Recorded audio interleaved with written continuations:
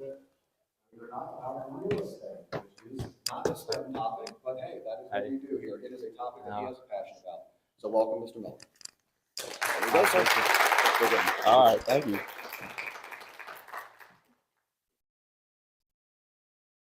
Ooh, 38.1 million people. That's how many people every year are homeless or housing insecure. Just to put that number in perspective, we'd have to fill this room up 126,000 times to fit that many people. For almost 10 years now, I've been working with my dad on a rental property that he owns. And many times we've done everything with it. We've cleaned the gutters, we've replaced the refrigerators at 11 o'clock at night, we've fixed the plumbing, all that stuff. And despite many of those situations being tough and challenging and things I didn't want to do, and despite it being hard, it didn't deter me from wanting to do real estate. I think it probably actually kind of ingrained in me something that wanted to, number one, do it because I had a knowledge of kind of what it is, but also do it because I can see the difficult situations that many of these people are in, especially the renters we were helping being from Section 8 housing. So with that, my name is Heath Miller and my project is on real estate. In the fall, when I got started, I did my project with my PLE internship with Matthew Woodson. He was a real estate agent at Nest Realty. I don't think he's there anymore, but that's what he was with when I worked with him in the fall. For the first day, he talked a lot about zoning and how you zone different properties. There's residential and there's commercial and there's business, all of which he worked with. And he talked a lot about how to stage something. That's when a company comes in and puts in furniture, puts in a TV, puts in a futon, so that people can kind of have a vision for each of the rooms. And that's really important because, like you said, there's not many people who can go into an empty room and envision where all those different things are going to be. And so he showed me how to do that. And we went to one of his commercial sites where it had just stormed and we needed to make sure that it was not flooded. On the second day, he showed me how to compare houses. You're driving down the road, you see a for sale sign, you're like, I wonder how they got that price. Well, it's because they compare houses with other houses around it, and that makes so that there's a reasonable price for both the buyer and the seller, which is really important, especially when you're trying to negotiate deals. But when I was kind of working with Mr. Woodson, we did go to some really nice houses. One of them was 1.2 million. But on the flip side of that, we went to a couple houses on the smaller side. Maybe they could be called decrepit. And that just kind of reminded me of that 38.1 million number that I mentioned earlier about the people who didn't have a secure housing situation. And so with that, I wanted to research the question, what are the best solutions to decrease homelessness and increase affordable housing in the fall for my research paper? And there are a lot of different people with a lot of different opinions on this.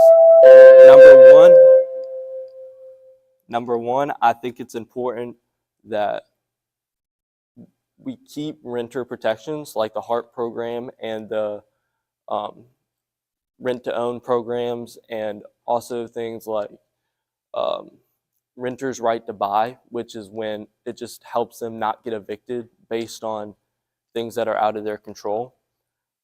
But long term, I discovered that renting is not the best solution to gain wealth and to be housing secure over the long term.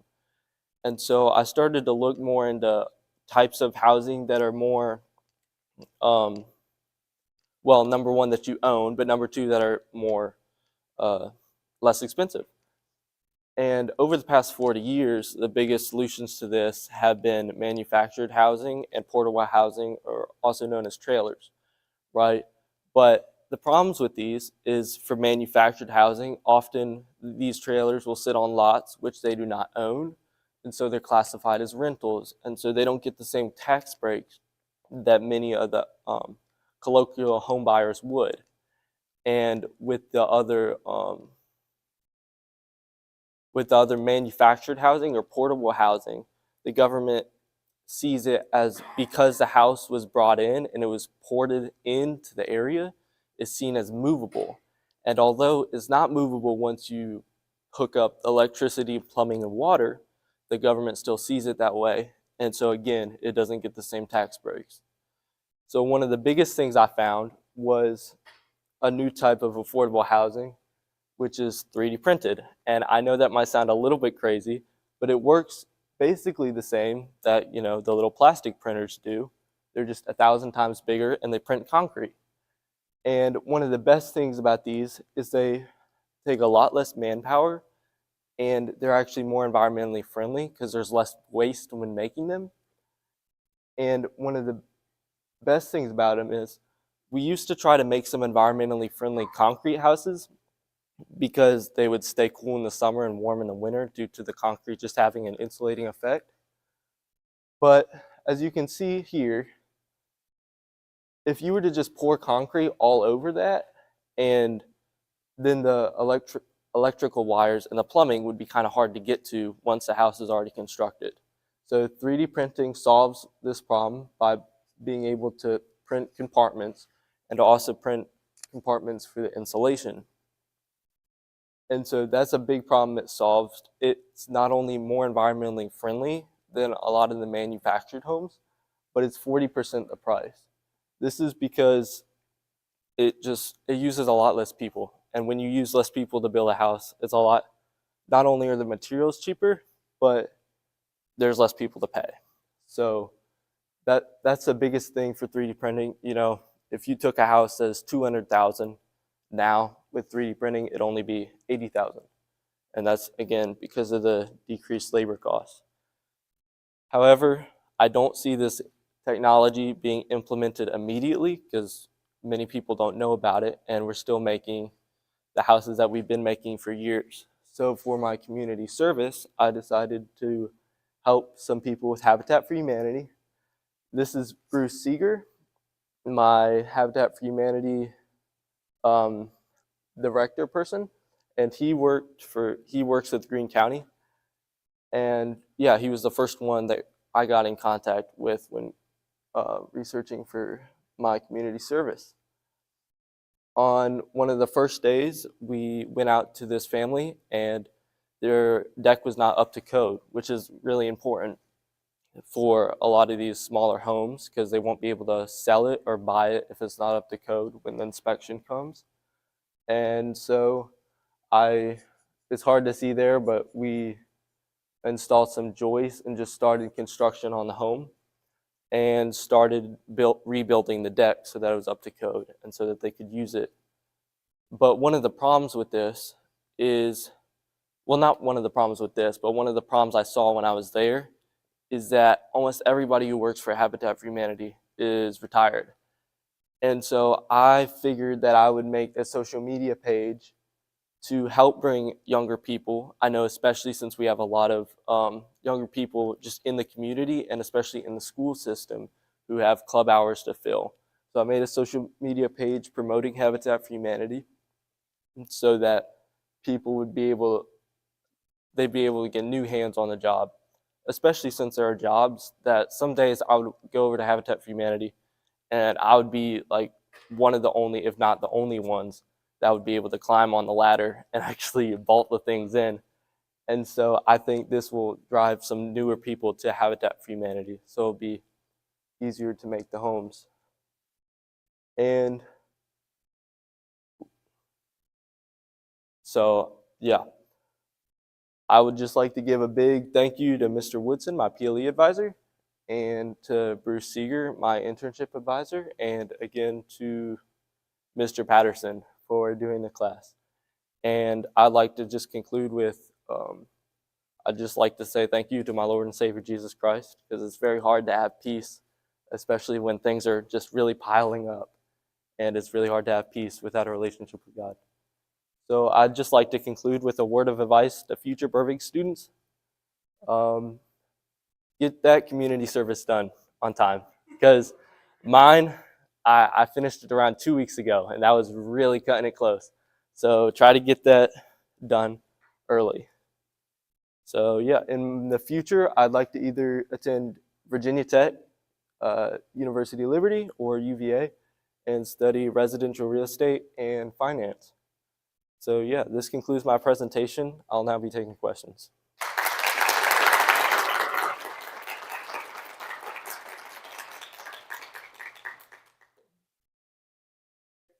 So is anyone, this is fascinating, anyone actually? Yeah.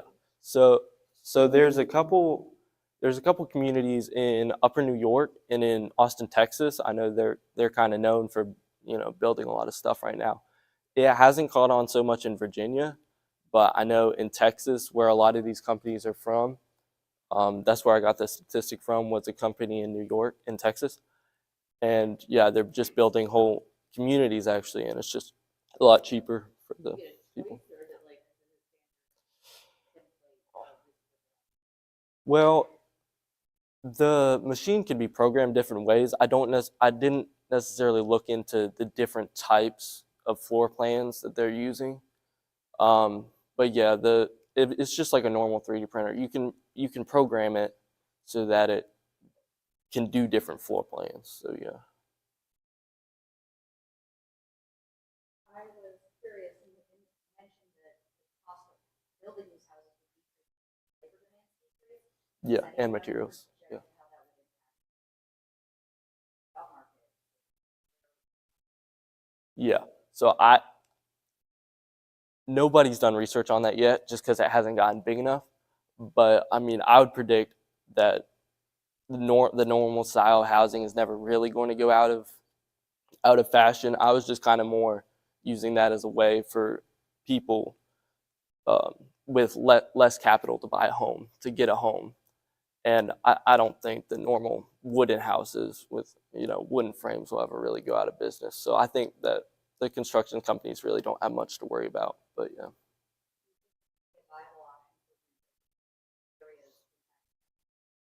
Yeah, so I actually did do some research on that, and they're a lot more stable than your normal manufactured homes and townhomes and trailers, because those things just get wiped off the map. And so yeah, with it being concrete, it stays a lot more stable, and yeah, it could be rebuilt a lot quicker, because although the 3D printer doesn't work super fast, it's light years faster than building a new home by hand. So yes.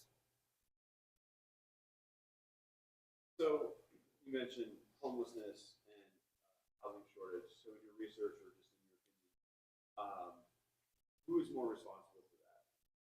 Investment companies, hedge funds buying up houses and rents, or government regulations that has slowed down? Yeah.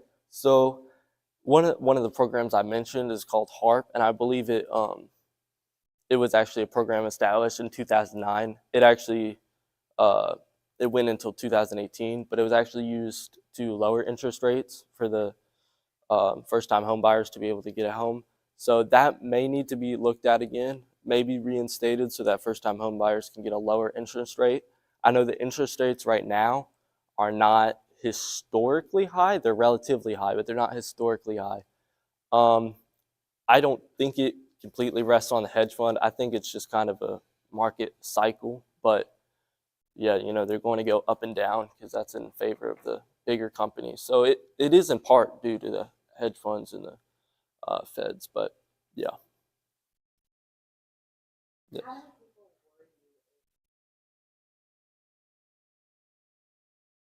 Yeah, so like I said, this is part of why I said get your community service done earlier.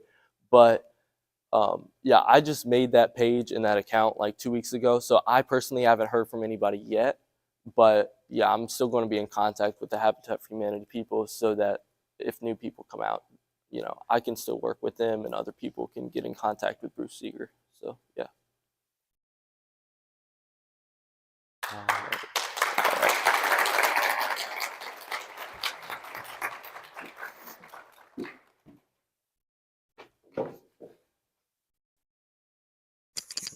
Feels professional.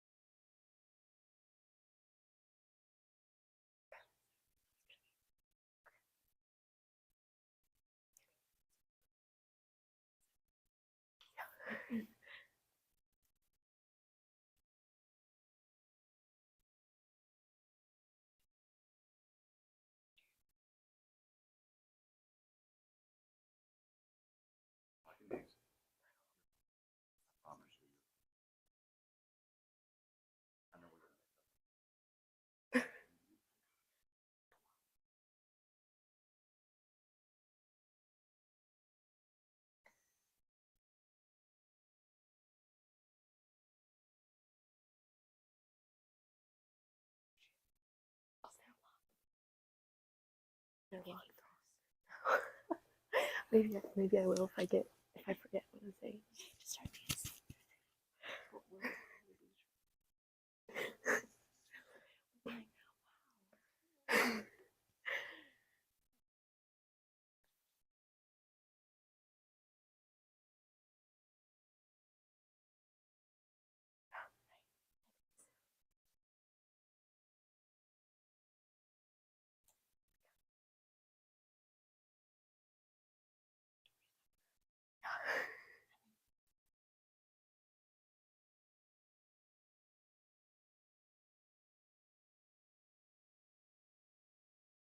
So real quick, I just want to say a quick word to the freshmen that are here, just because this may be the future guys, obviously going forward. Please note that while Blue Ridge Governor School is typically thought of as more like a STEM program, and we focus a lot on math and science and technology, when it comes to your senior project, you do not need to necessarily focus on a topic. Miller, real estate kind of falls outside of that a little bit, and our next curriculum is also going to be outside of the field. Kind of wanted to mention that really quick, get an idea maybe of something that you have a passion for, and go with it, and you get towards your senior. Right? So without further ado, our next presenter is Ms. Lee.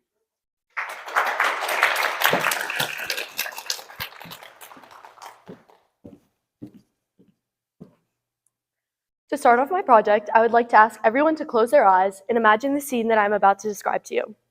It's a sunny day in elementary school. You hop off the bus and run inside, where you're greeted by your mom and an after-school snack just before sitting down to watch your favorite TV show. Now, I want you to really focus on that show that you would be watching.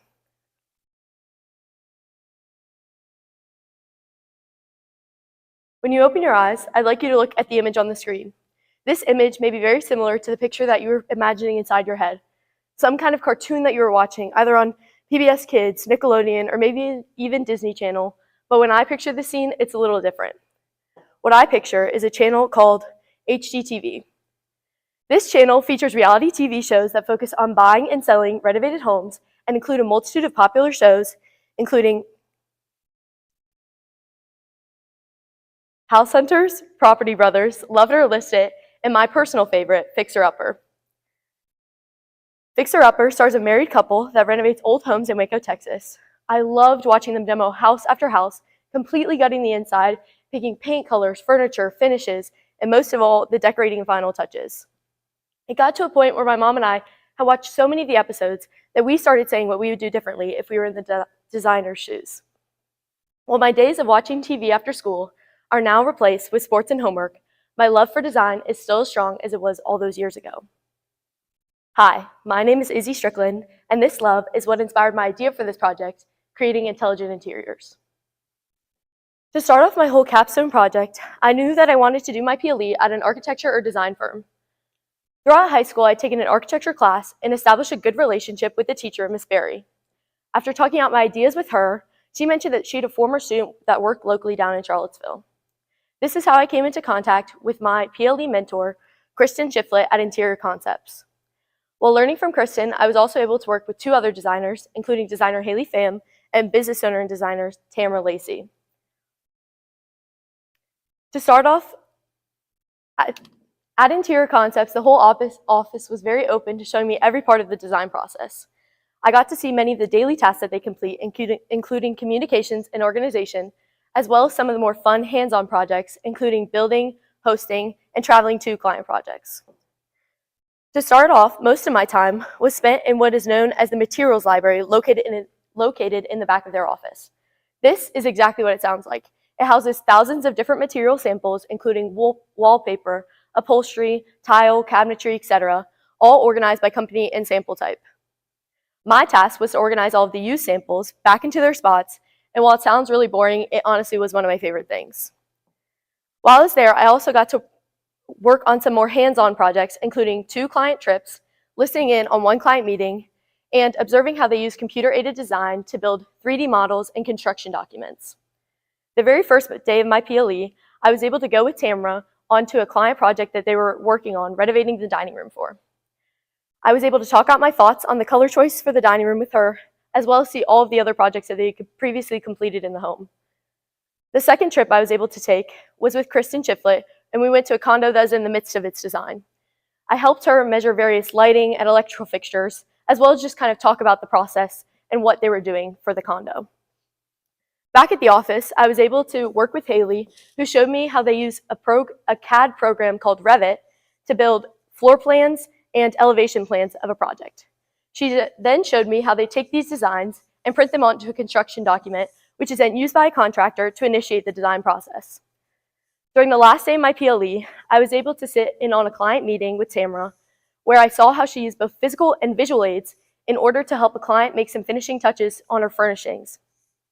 This was honestly one of the most impactful parts of my PLE, as I was not only able to gain some real-world experience, but I was also able to see and take inspiration from this in order to use later on in my project. However, one thing that I did leave interior concepts without is an idea of what to answer through my research question. I knew that a large part of design had to do with color theory and how colors impact individuals, so my initial idea was to talk about how color theory impacts individuals with mental health. However, the downside of this topic was that there's not an adequate number of resources in order for me to fully express this through my research. So I then found an article talking about how kids in Pakistan, special needs students specifically, are affected by their school environment. This got me thinking about how all individuals are impacted by the environments we learn in, and is how I generated my research question: what aspects of a classroom environment have a positive impact on a student's ability to learn and focus in the classroom?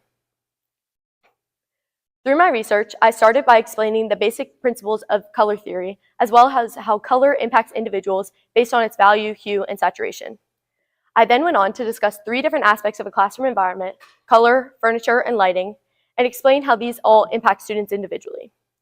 I then ranked these 3 based on their effectiveness and concluded that overall, the most effective method in improving student focus in the classroom is through lighting. Lighting has a much larger impact than you would think. From high amounts of kelvins, the use of fluorescent lighting, and a lack of natural lighting in traditional classrooms all play a role in decreasing a student's cognitive abilities. Cognitive functions are essential in education, as it is part of the brain that houses many important processes, including the acquiring of new information, as well as memory storage. To start off my research, I started by discussing kelvins, which is the measurement used to measure light. On the low end, roughly 1,000 to 5,000 is known as your warm lighting. In the middle, the 5,000 to 7,000 range is known as white lighting. And then on the higher end, 7,000 to 10,000 is known as for having a bluish tint and also known to mimic natural lighting.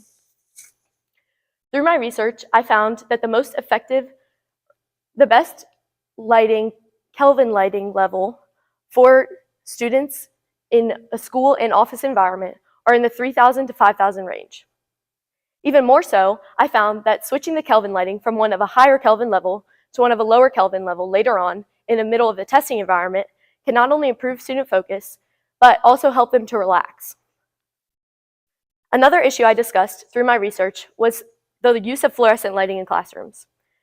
Fluorescent lighting is most commonly used in schools due to its energy efficiency. However, it not only houses harmful toxins like mercury, but it also emits a flicker effect. This effect harms students by decreasing melatonin production, inhibiting their circadian rhythm, and also causing eye strain and fatigue in individuals. Even more so, in light-sensitive individuals, the flicker effect can cause an increase in tics, migraines, and headaches. Finally, the last issue I discussed was natural lighting. The lack of natural lighting in traditional classrooms is a big issue. Natural lighting is not only preferred by students, but it also helps reduce or reverse the effects of fluorescent lighting by increasing physical health and increasing the connection that students feel to their classroom environment. This overall helps them feel more relaxed and at home in their classrooms.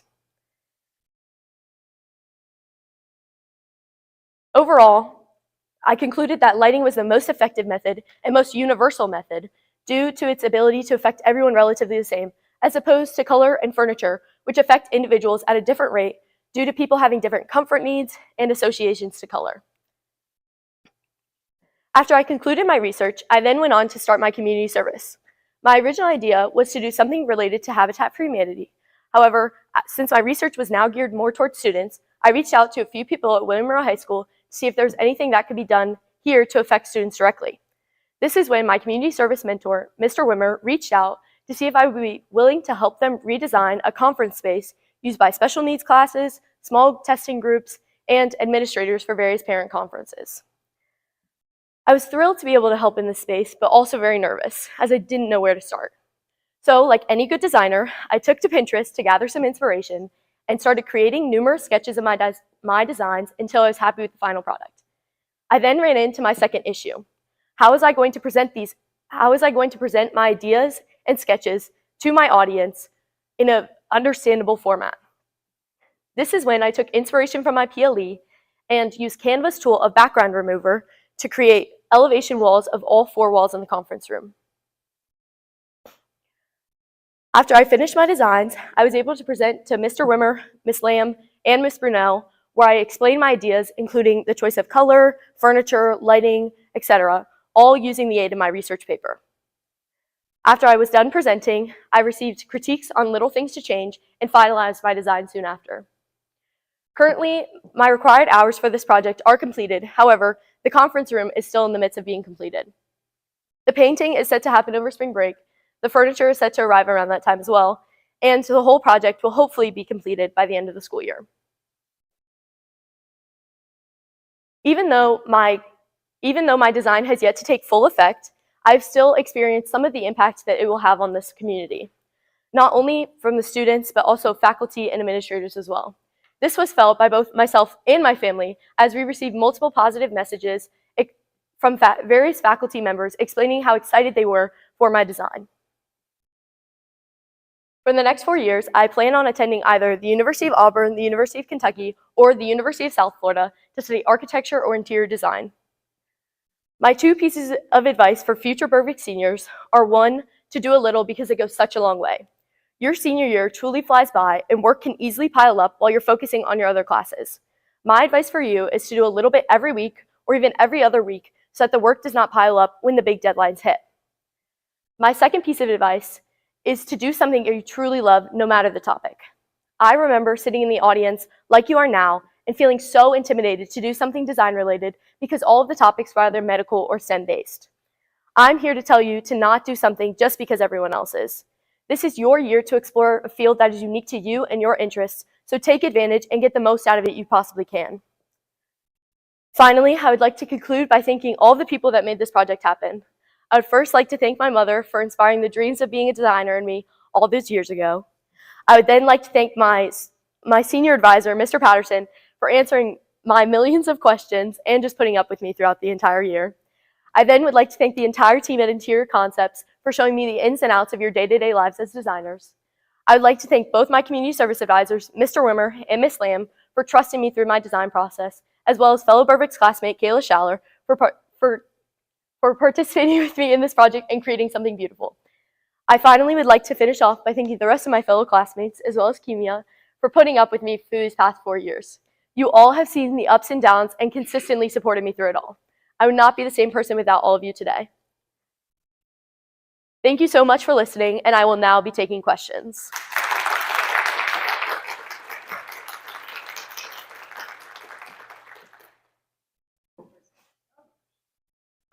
How does a teacher balance the student's need for natural light with the distractibility of blind?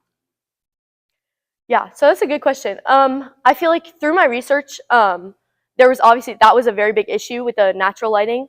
And I feel like the best way for that is or the most effective way that most teachers found through my research was using sheer curtains over it so that the glare and stuff so you still get the natural light in through the windows, but you're not experiencing the same glare and stuff like that through the natural light, yeah. Yes.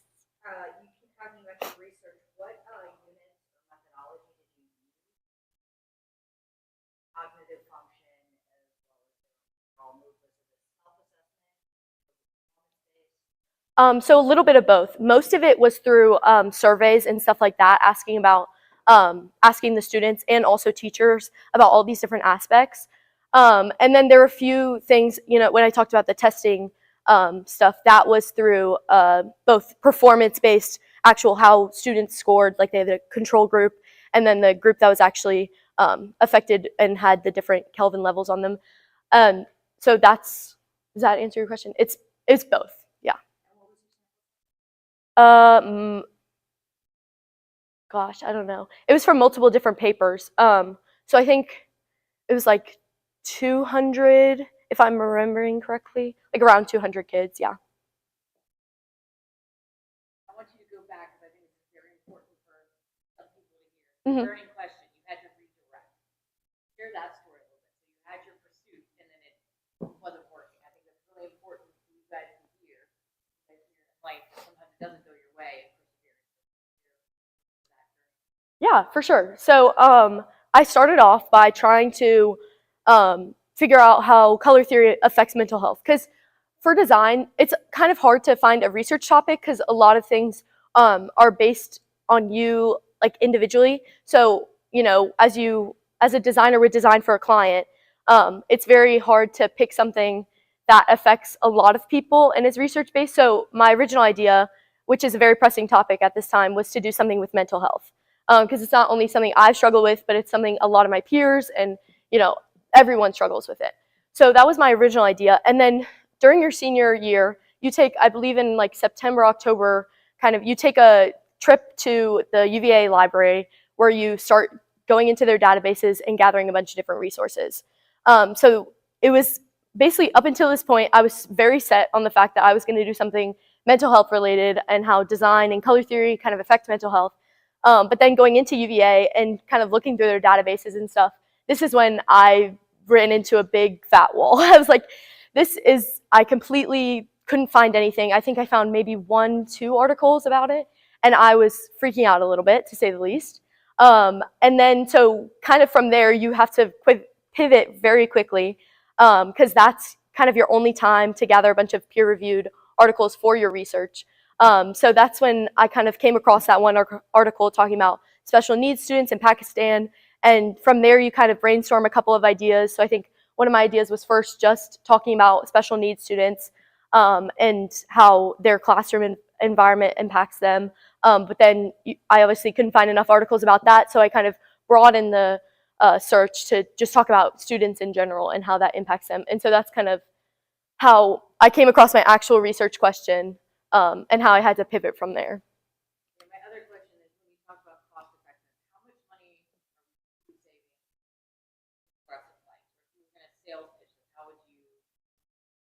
So I don't know exact numbers, unfortunately, because it was like one of the 50 different things I talked about through my paper.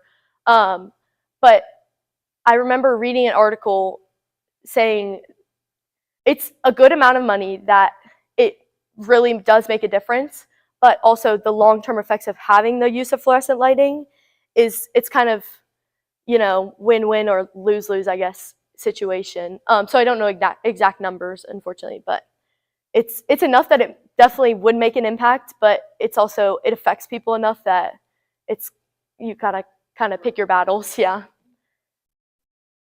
So in the future, do you see yourself being more interested in designing personal spaces or professional spaces? I think in schools, and some of my students would probably tell you we have this kind of factory approach where classrooms don't really have a whole lot of personality. But where do you see yourself on the private home interior or more on the professional office? Yeah, I definitely, for like growing up and stuff, I was like, I'm gonna do home renovations. I'm gonna have my own channel on HGTV. Like that was the dream kind of thing. But after doing this research, honestly, I could see myself doing either, and honestly, maybe even a mix of both, having both commercial and private, like residential kind of clients. I feel like getting started out of college, definitely a lot of things that I've heard is that it's so much easier to do commercial design because the like hotels and stuff like that, they turn over at a much faster rate. Like they're always needing a space to redesign and stuff like that. So I can honestly see myself doing a little bit of both. I see myself starting as more of a commercial kind of approach and then maybe switching into home renovation. I don't know, because that's just home renovation has been, the dream for the longest time, but it honestly is probably going to be much easier to go into commercial. And then, just as a personal question, as a student, you don't need to name it, what's the worst class? Like, when you walk into a teacher's classroom that's not designed Not the well, teacher. not set up, is that grate on you? Because I walk in, my room's not overly clean, but I've walked into other teachers' rooms. I don't know how any student can walk in here. So is that, have you had that experience? Yes and no. In various classrooms, I definitely have had that. Most of my teachers, thankfully, haven't had, crazy cluttered classrooms, but I've definitely been in classrooms where it's lacking in decoration and kind of like personality. And I've definitely, you kind of feel that. It feels very institutional. It feels very like hospital-like in most, sterile. So I definitely have felt that in various classrooms, yes. How about Mr.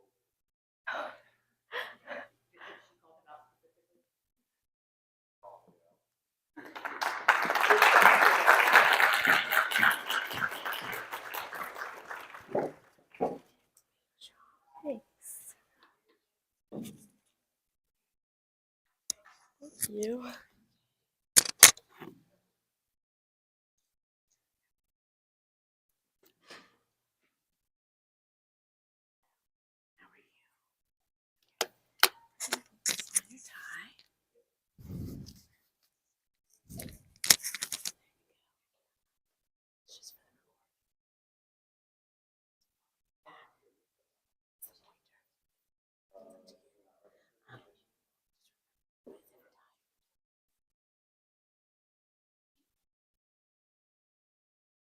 Yeah. Okay.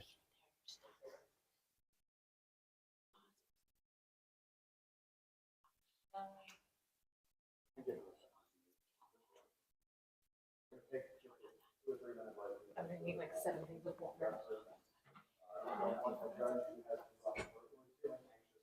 Judging things right now, and I don't think this is the right. So, I would like to say one thing really quick. Strickland, you are not, there you are, sorry.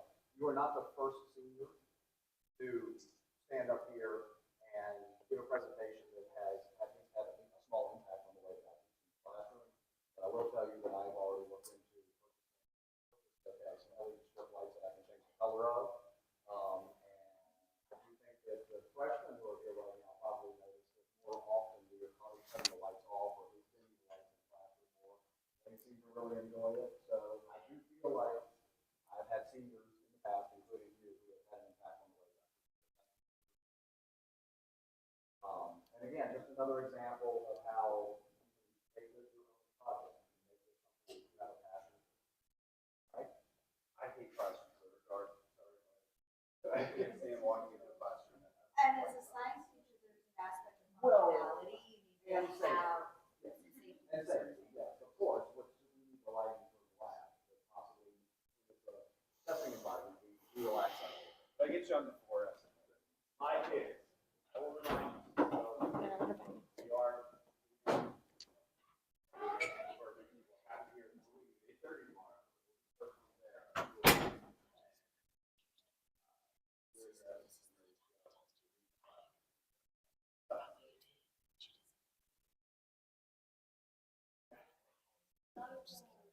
All right.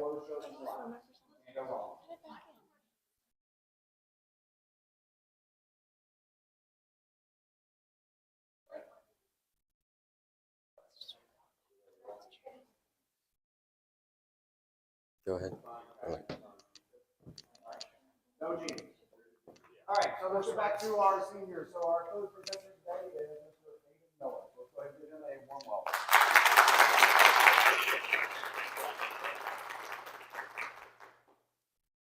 In recent time, the internet has become one of the most influential parts of our lives.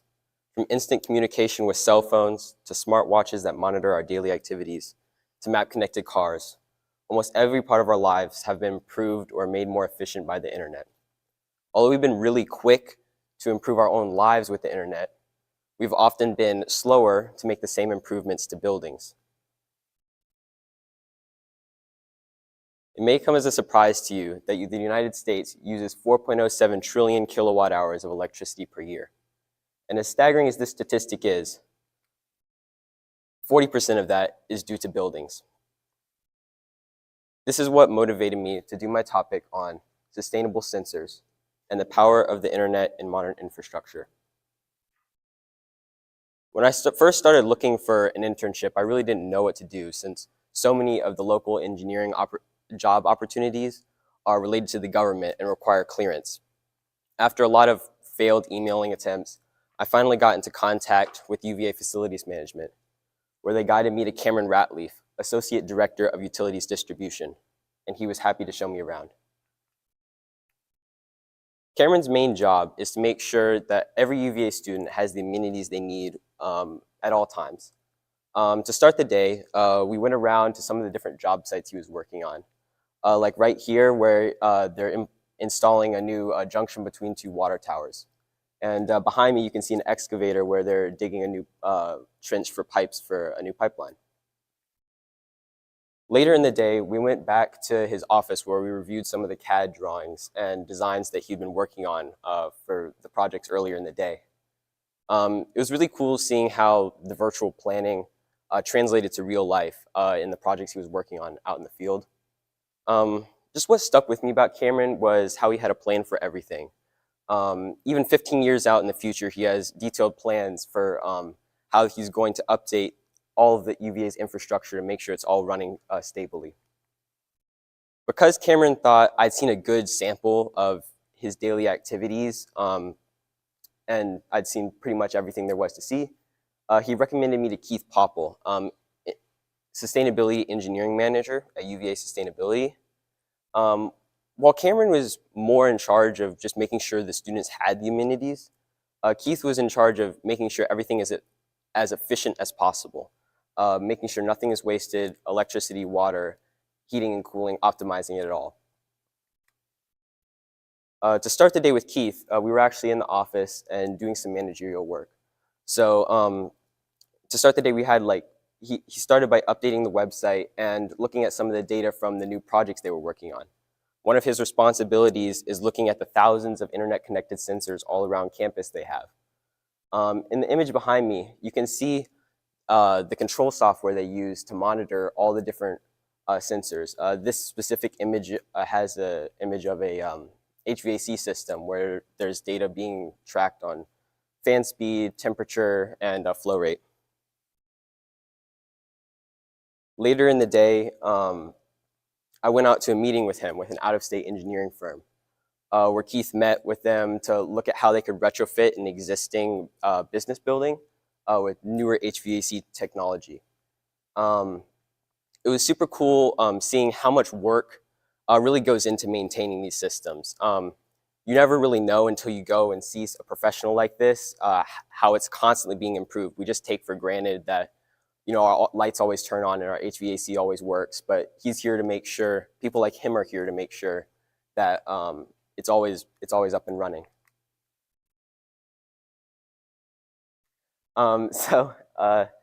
You can see him here also showing me a newly updated HVAC system and showing me around some of the sensors and doing some more computer work.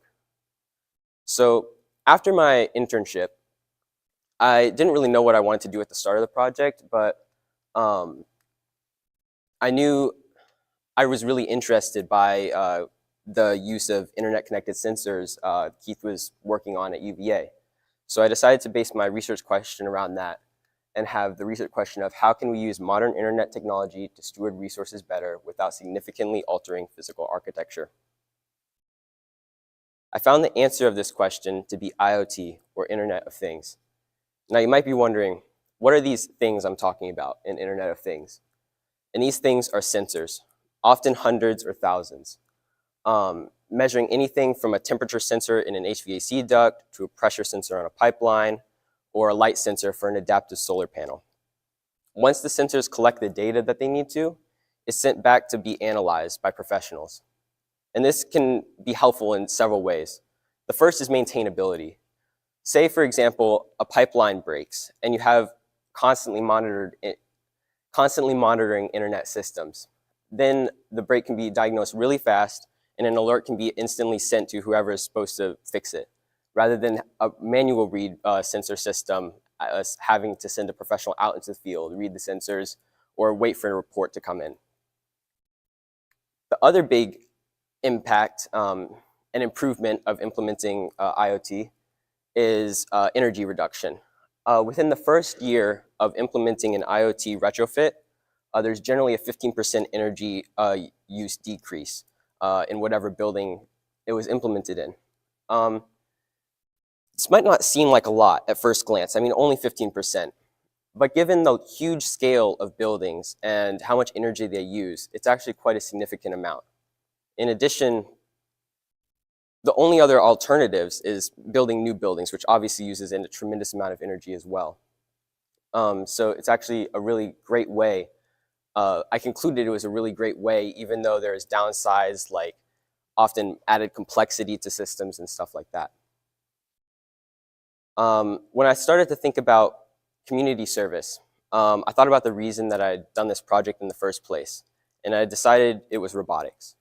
When I was in elementary school, I joined my first LEGO robotics team, which really set me up for success as a future team captain of my high school robotics team and an engineering student soon to be. So in order to pass this along, I got into contact with Kelly Carr, our local 4-H agent, and I was able to set up a 4-H robotics workshop for younger students. The first activity we did at that workshop was build LEGO robots. So each student was able to build their own LEGO robot and code it from scratch with my help to complete a predetermined task. And they really seemed to enjoy that and have a great time learning. It was really great to see the aha moments that happened along the way and see them really develop a real interest for STEM and coding and designing. I was also able to bring my high school's robot from our robotics team, and I was able to compare it to their LEGO robots and see how our high school's robotics team robot is actually really similar to their little LEGO robots. And they were able to drive that around, and I was able to show them how that works as well. And actually get them introduced to some of the local robotics team, like at our elementary schools. I was able to get them in contact with some of our local robotics teams in that way so that they could continue to learn more about STEM. I wasn't able to survey the students directly during the meeting because it was such a short amount of time for all the things we had to get done.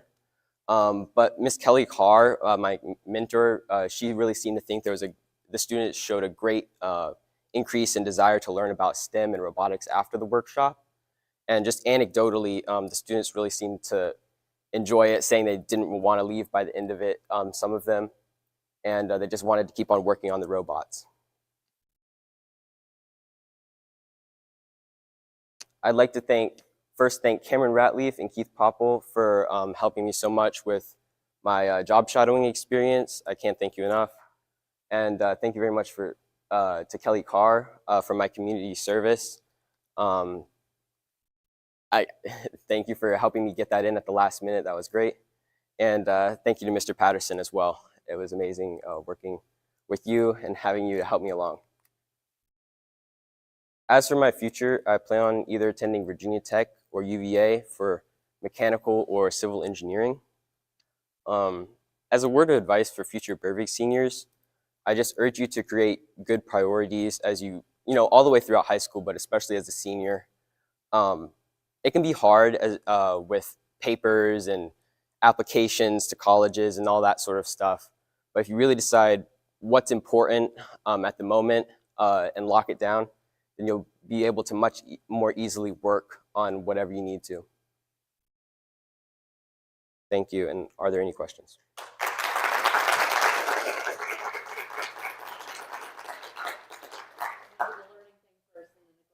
Yeah. So you caught your comment in such a short amount of time. Student-induced or project-induced? And if it's student-induced, what advice would you give specifically? As far as the amount of time the workshop was? As far as the amount of time the workshop was? Getting your community service done. Oh yeah, it was rather tight to the deadline. I guess it was about a month ago. But she was just really able to set that up really fast for me. Is that what you're talking about? Or we? Yeah, was that you or was that? Oh. the- Oh. I'd say it's a mixture. Yeah, I probably waited a little bit too long, maybe till like, January or so. But it also took her a second to get back. Yeah. Get started early, guys. Definitely, for sure. But yeah. And then do you plan on what you learned with the buildings? My husband is kind of, like a better word, building. That's what he does. He goes into the program, figures out what's not working from a computer before he goes. Right. Do you want to continue that track in engineering, making buildings more efficient, or was this just a project?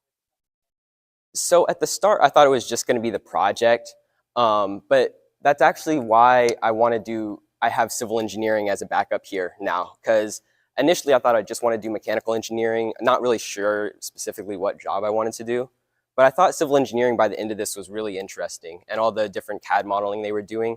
I didn't do my project specifically on the CAD modeling, but yeah, I found it really interesting, and I definitely grew to think that it was more of an opportunity than before. Yeah. So AI is obviously the buzzword. How does AI, what did the gentleman you talked to at UVA, did they mention anything about So artificial intelligence perhaps replacing them, artificial intelligence perhaps making this more right. efficient, less efficient? Yeah. So there's opportunities like when you're analyzing the data, they talked a little bit about AI being able to analyze the data better. So like say there's a trend where at UVA they have these giant chiller plants that chill all the water for their HVAC systems to keep everything cold. So it takes a lot of energy obviously to run those. So if they can determine, okay, like say there's a trend over spring break where these certain buildings never get used, then they can maybe use AI to analyze that and then cut certain systems off and overall reduce their energy usage more for that. I don't think they've implemented that yet, but they were talking about potentially doing that in the future. And then what is also the interplay between this and what level of cybersecurity does UVA have? I don't think it's a kind of a soft target. I don't think it's high on the hacking list. Right. So, but there needs to be systems in place to protect that. Right. I didn't specifically see anything about the hacking side of things, but this information system was like custom designed by a UVA student or a graduate student years ago.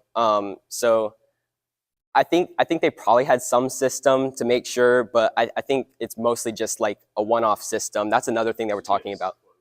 Yeah, exactly. There's only a few people that really have access to it in the first place. Yeah.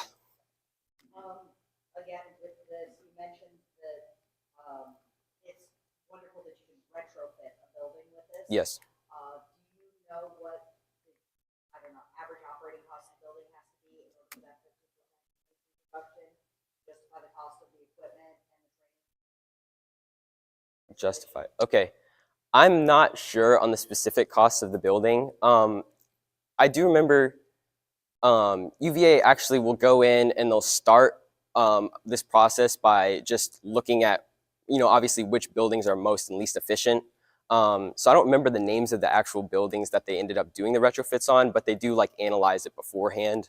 I don't remember exactly like any of the thresholds they have to hit or any of that sort of thing. And kind of building off what Mr. Bojack said, is there a level of, say, manual oversight or manual override in case the system would want to shut down or manipulate its controls and you can override it in case of there's some other condition? Right. I think they have complete control over everything at the end of the day, but generally, I think they didn't really run into many issues with this system, to be honest. I mean, if a fan ends up going down, it's going to be reported relatively fast because of the internet monitoring, and it's not really going to be a big deal. And it's not going to shut down whole other systems in general. If the internet goes down, Out of luck here? So then it would just stop reporting back to the software. It would still just keep running fine. It would just stop reporting back to whoever's managing it. Yeah, exactly.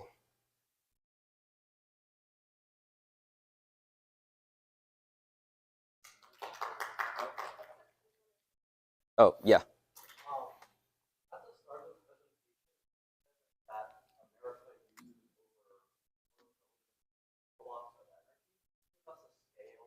Kilowatt hours. In other terms, oh my goodness, I literally thought about doing that at the beginning of this, creating this presentation, but I don't have a good scale for you. I'm sorry. I'm.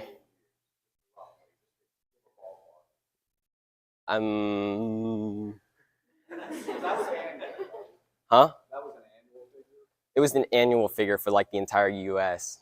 I'm gonna be honest, I really don't know. Huh? 20,000? Yeah, that sounds about right. 20,000 kilowatt hours per year per hour. Take your electric bill. Any others? Nice job.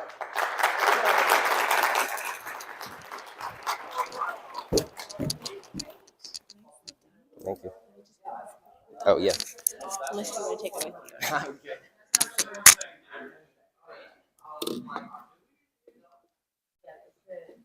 You will probably need to run after this presentation.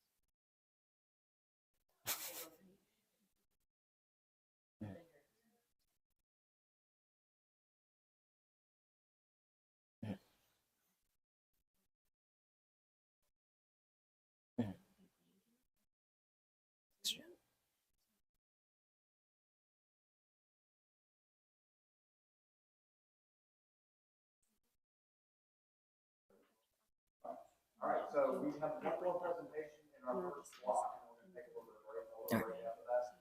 So for our fourth presenter, I want to welcome.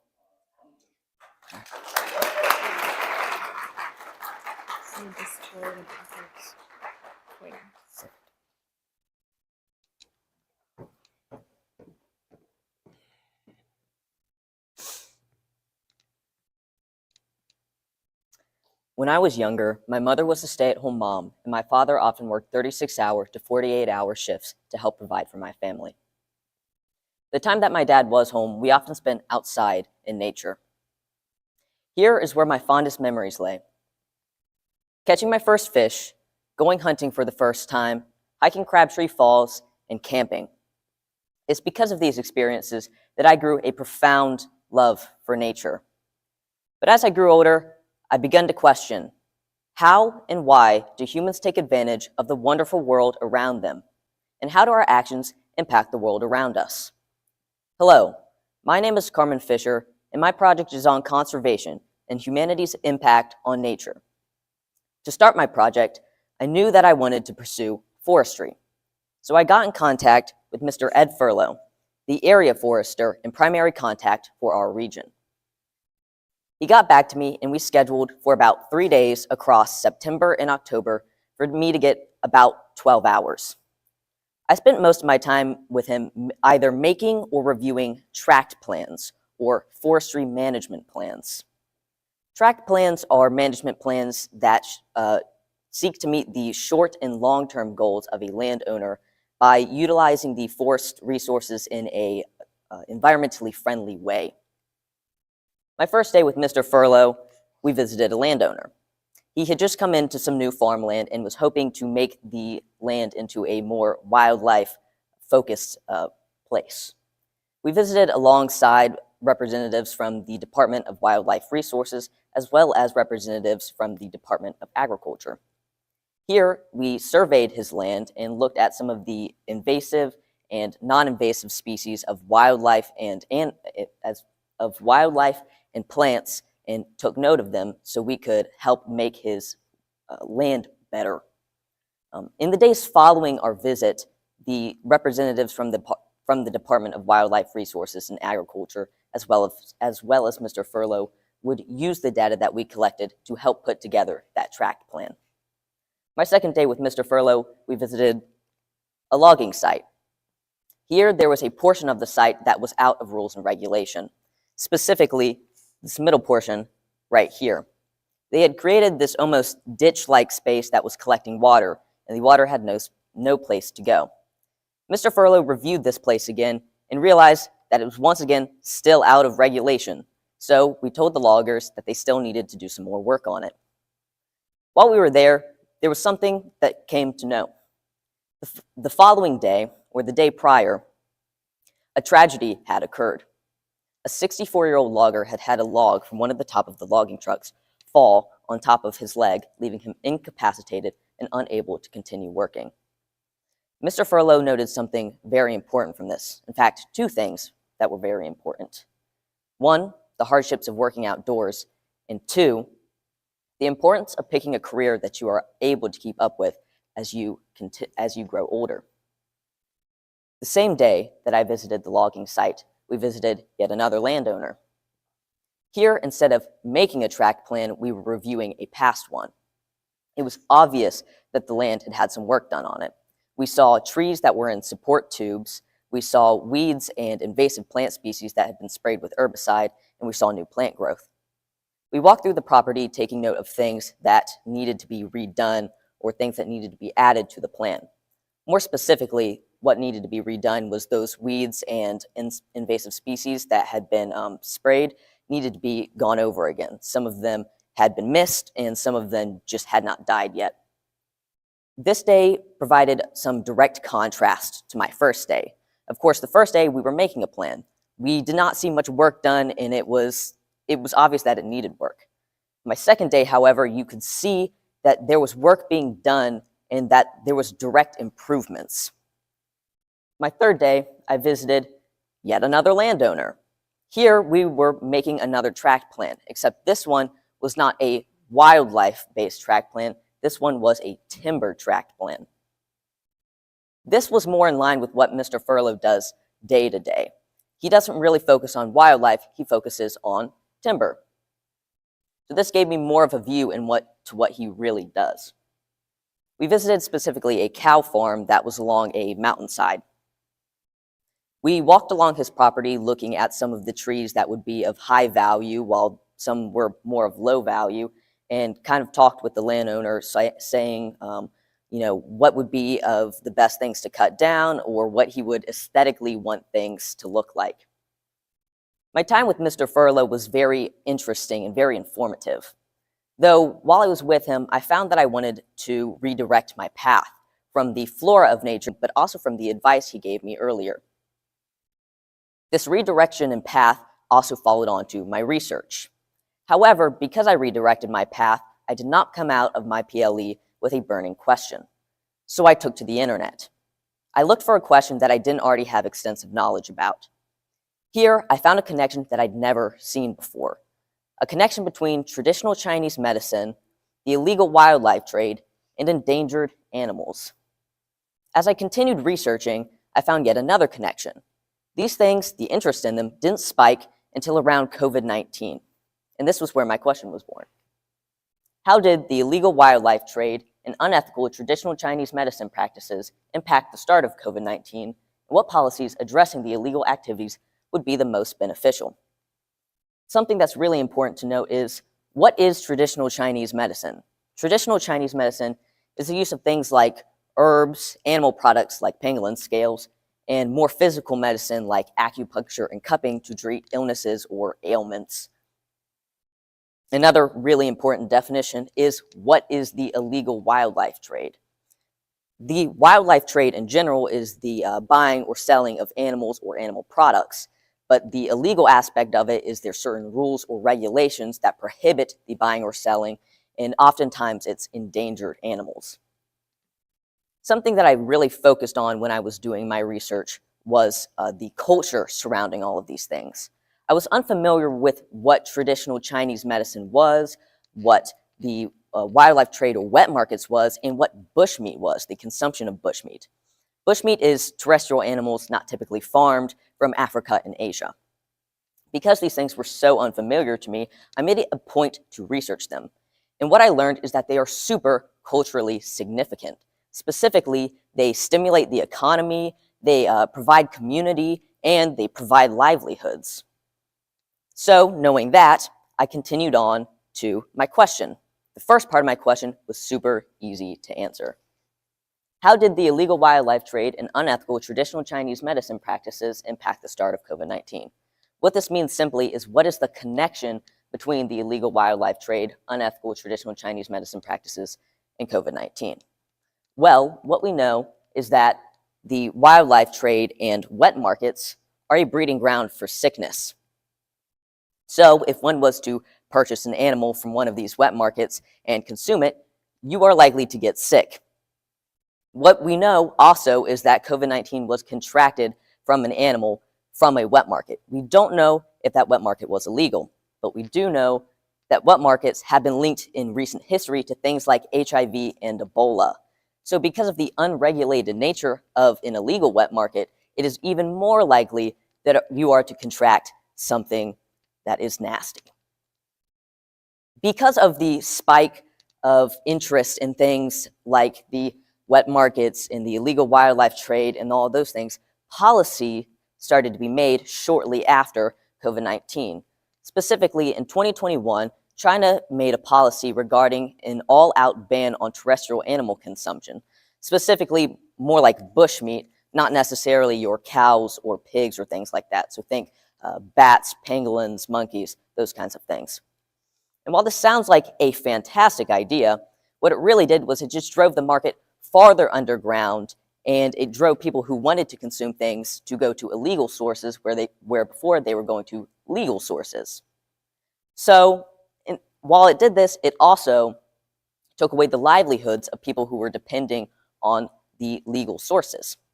So I took it upon myself to find a solution to this, to prevent the use of endangered animals and things and the spillover of diseases, while also helping the livelihoods of the citizens in these places. And what I found was the use of biosecurity policies targeting human-wildlife interaction would help with spillover. A focus on conservation efforts would help with the endangered animals. And finally, a big focus on education targeting younger generations so that they would be more receptive would be extremely helpful. Specifically educating about things like the illegal markets, endangered animals, and how to go about buying and consuming things.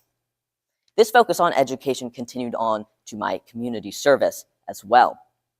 I noticed throughout all my journals, throughout my interview, that everyone focused on one thing: education. So I partnered with my peer Riley Shiflett to put on a community event. We first got in contact with Adam Maidock, the principal of Nathaniel Green Elementary School, who then got us in contact with Mrs. Vara, my community service mentor. Here, she set us up with Stream Night. We set up 2 booths at Stream Night, both tailoring to the winter sports theme. Mine was a winter animal adaptations theme, specifically winter animal camouflage. The point of my booth was to do a 3-minute presentation in the beginning to explain to students what camouflage is so that they'd be able to understand it. Then my activity was I hid 13 animal figurines around the room. Some were super camouflaged, while others were not camouflaged at all. The point of this was so that students would be able to distinguish the advantages of a camouflaged animal and the disadvantages of a non-camouflaged animal. I also provided them with pencils, papers, and hints so that they would be able to keep track of the animals that they found. The overall thing that I saw from them, or the overall reaction that I saw from them, was excitement and eagerness to find the animals around the room. By the end of it, I also saw that they were able to understand what camouflage is and the benefits of a camouflaged animal in general. This reaction was also shown in the parents themselves. In the form that I saw, in the form that they filled out, They said that their students used teamwork, that they were excited to find the animals, and that they were more understanding of what camouflage was. They also filled out that it was beneficial to their students of the activity. 6 out of the 8 responses said on a 5 scale, it was a 5, and only 2 of the responses put it at a 4. The point of my activity was so that the students would be able to learn more about wildlife and hopefully take a more interested root in it.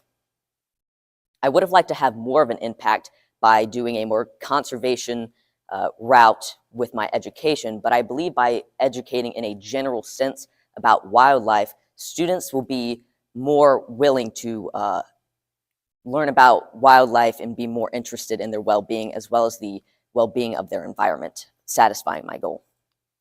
In my future, I will be attending Virginia Tech's College of Natural Resources and Environment to pursue my bachelor's degree in wildlife conservation. My advice to future Burvick students is to push yourself. There's going to be so many parts of this project that you are generally uncomfortable with or that you might not want to complete, but if you don't push yourself, you're not going to learn or grow or accomplish anything. As Master Shifu once said, if you only do what you can do, you will never be more than you are now. Finally, I'd like to say thank you. I want to say thank you to Mr. Patterson for helping guide me through this project, Mr. Furlow for providing me with a great experience and advice, Mrs. Vara for helping Riley and I put together a great community event, my parents for cultivating my love for nature and supporting me, and finally, my Burvigs class for supporting me and providing me with humor since my freshman year. Thank you. I will now be taking questions.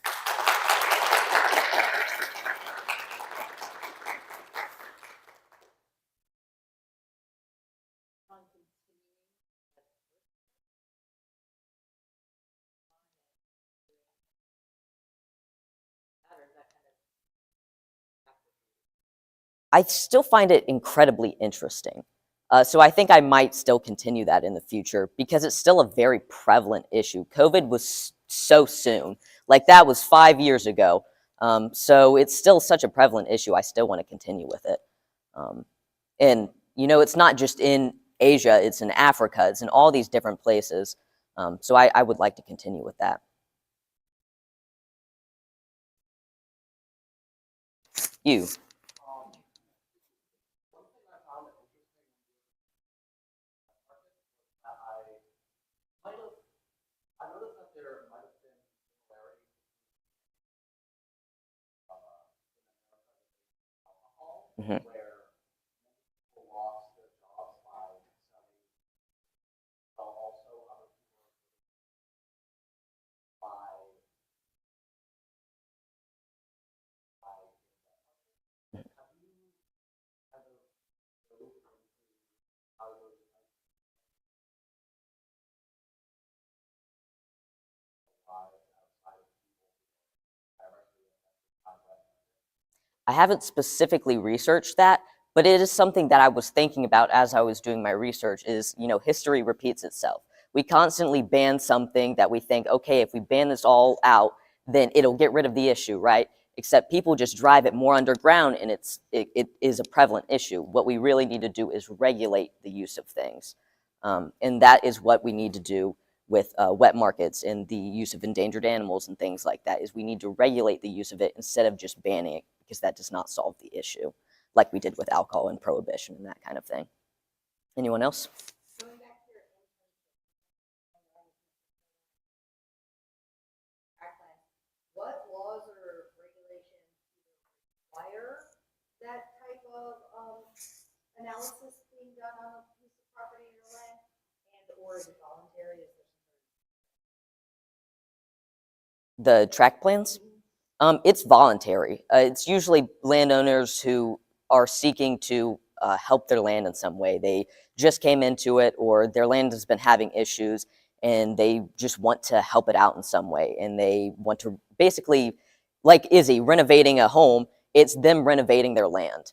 And so they have Mr. Furlow come out and just look at it, and they explain their wants and needs, and he goes about it trying to find the best way to do it. Some people go about that trying to do it themselves, but if you have an actual forester come out, they can help do it in a way that's most environmentally friendly, that kind of thing. But it's not like a need. Yes, like there's definitely regulations that they go by to try to do it in the best way, but it's not like a landowner has to get it done.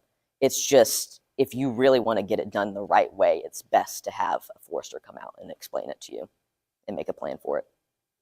Logging company, they invite somebody, because he made the comment that when he went back, they weren't following the plan. Mhm. Do you have recourse, or it's like they ask? So usually a forester is like required on a logging company, just because they do have so many regulations with the logging companies, and oftentimes they aren't all the way followed. So usually you will have a forester looking over log companies to just make sure everything is being followed. And I think he had been there one time before to look at that exact place that we were looking at, and he was just kind of telling them, "Hey, we need to work on this a little bit more to get it back." But it was almost there. I think it'd been worse the time he was there before. Primary concern being Combination, that kind of thing. You started with a picture of you with two fish, Mhm. both graduated from high school. What's the most memorable fish? It's got to be my first one. That's what you saw up there, was that first picture. Wrong place. First one I caught, right there. First one's the most First one, always the most memorable. As a parent and a former scientist, I really try to get my son involved in like citizen science, Mhm. especially because we live in a rural area. What are good organizations, or like how do we find out more about what the average person can do? Ooh. There's a lot of resources around here that are conservation based. And there's so many things here that need to be done. Think we have our extension office here. I'm sure if you go and ask things about at the extension office, they would tell you like, hey, these things need to be done, or those kinds of things. In regards to it, if you really just look at your community and think, is there something that is missing here? Like sometimes I look at the side of the road and I'm like, there is so much trash here, and the only people picking it up are the inmates on the side of the road with things, and it's like no one else here is actually picking up trash. If not, it's not necessarily going to a place, but looking where's the issue that everyone else is missing. I think that's kind of where you're going. Or if you just reach out to your local conservation agents, how can I help? That kind of thing is a great thing to do. Just reaching out. Hmm.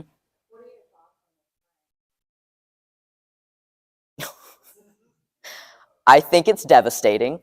I think a lot of the things recently have been going in the wrong direction, and I'd like to see it come back.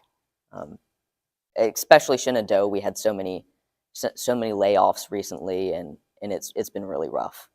I know a lot of things environmentally have really gone downhill lately. A lot of funding has been cut. I know a lot of projects here within ourselves that have been environmental had a lot of issues come of it because funding was just cut and projects had issues. And so it's been really rough lately with all this stuff going on. Absolutely. Anyone else?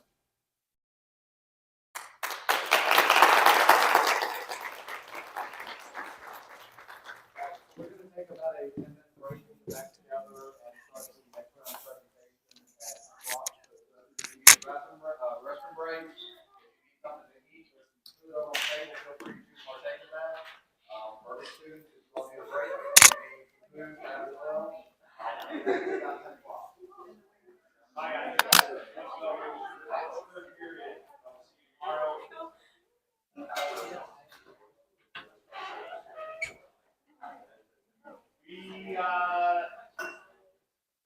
We probably stop in college tomorrow, so.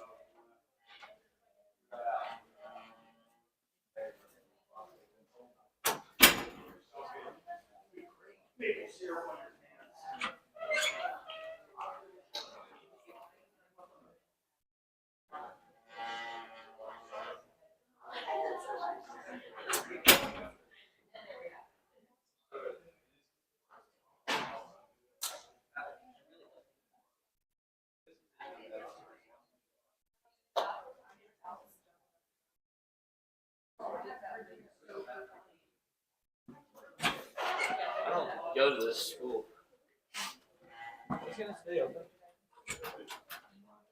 Yeah, I don't know what that was. Yeah. Good job.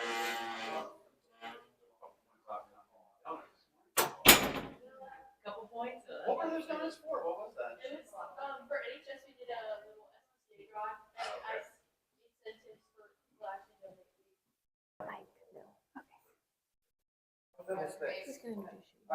So can I go up on stage before he introduces me? Go ahead and get started in the interest of keeping a tight schedule so we don't miss out on lunch. So starting off our second block of presentations this afternoon is Ms. Breyer.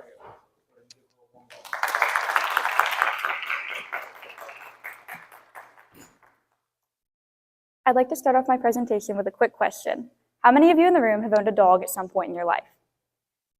As you can see by the numerous hands around the room, dogs play an important role in the lives of many people, including myself. I've had a love for almost all animals since a very young age. From rabbits to hamsters, guinea pigs, and even ducks, my family and I have owned a plethora of pets during my life. But throughout it all, the dogs that we've taken care of have remained my favorite. Beginning in August of 2023, my mom and I started volunteering at the Greene County Animal Shelter, and this volunteer work only increased my already immense love for dogs. But I began to see the sad life that shelter dogs are forced to live in. Hi, my name is Breyer Ayler, and this is what led me to focus on veterinary medicine for my senior capstone project. When first searching for a PLE, I reached out to Pretty Creek Veterinary Office about a possible PLE with them, but never received a response. I then began reaching out to different veterinary offices in the area, such as Vets located in Charlottesville and Ruckersville Animal Hospital. After waiting for over a week with no replies, I decided to give Ruckersville a call, and their manager named Courtney Furland answered the phone. She was more than willing to help with my PLE and offered me a job shadowing experience with Dr. Caroline Gadine, who most people know as Dr. Lena. Dr. Lena is one of 5 doctors at the office, 2 of which are also her parents, Dr. Richard Chip Gadine and Dr. Caroline K. Gadine. She's grown up in Charlottesville with her veterinarian parents and is passionate about promoting the bond between humans and their pets. She received her Bachelor of Science from the University of Virginia and later her doctorate in veterinary medicine from the Virginia-Maryland College of Veterinary Medicine. Overall, Dr. Lena served as an amazing mentor during my time at the office and showed me every aspect of the job as a veterinarian. Throughout my three-day long shadowing, I was able to witness multiple different surgeries and sit in on general veterinary appointments for both dogs and cats. One surgery that I witnessed was for a regular neuter for a dog, and I actually got sterilized for this surgery and was able to interact with the surgery. A second surgery I witnessed was called a crypt orchid neuter, which is when one or both of the testicles fail to drop into the scrotum. This condition can cause infertility in dogs and is super rare, and this was actually the first time that Dr. Lena had ever seen it before.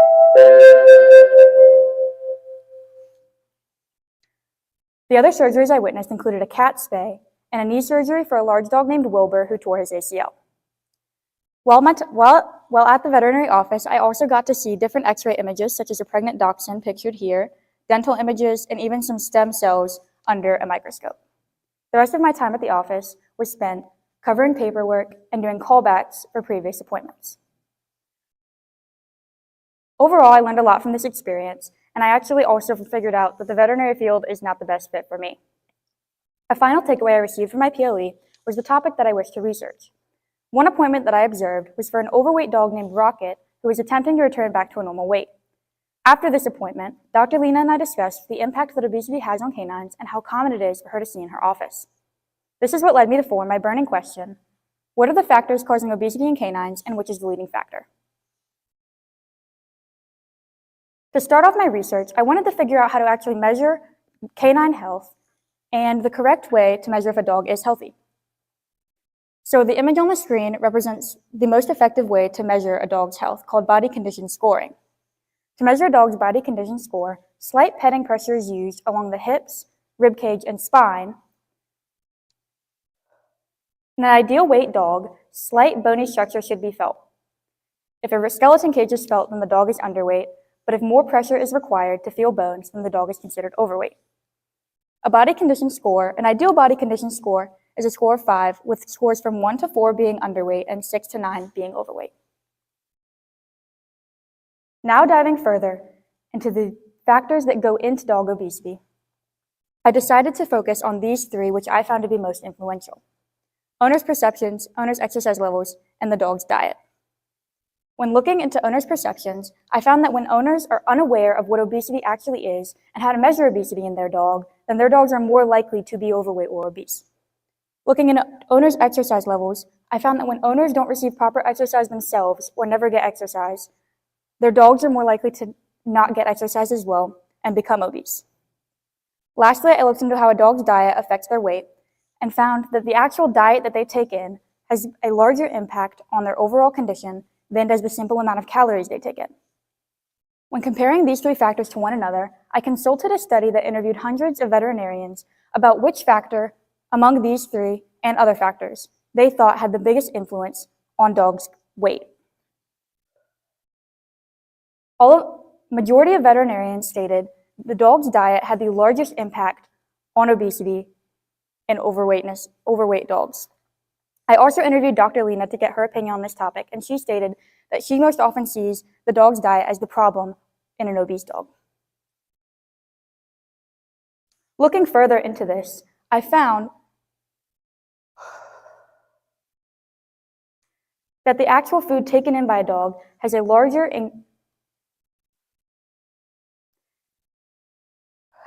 impact on their overall weight and body condition than does the simple amount of calories that they take in. As you can see in the graph on the left, this represents the amount of kilocalories from food and treats per 1,000 kilocalories taken in by 27 dogs who never received table scraps as a part of their diet. The graph on the right shows the exact same data, but for 34 dogs who do receive table scraps as a part of their diet.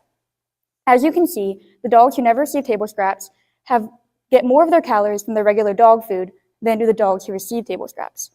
But these calories are then made up from the table scraps that these dogs receive. All of these dogs' body condition scores were then assessed, and it was found that dogs who receive table scraps as a part of their daily diet are heavily more likely to be obese than do dogs who don't receive table scraps. This again proves that the type of food taken in has a larger impact than the simple amount of calories taken in.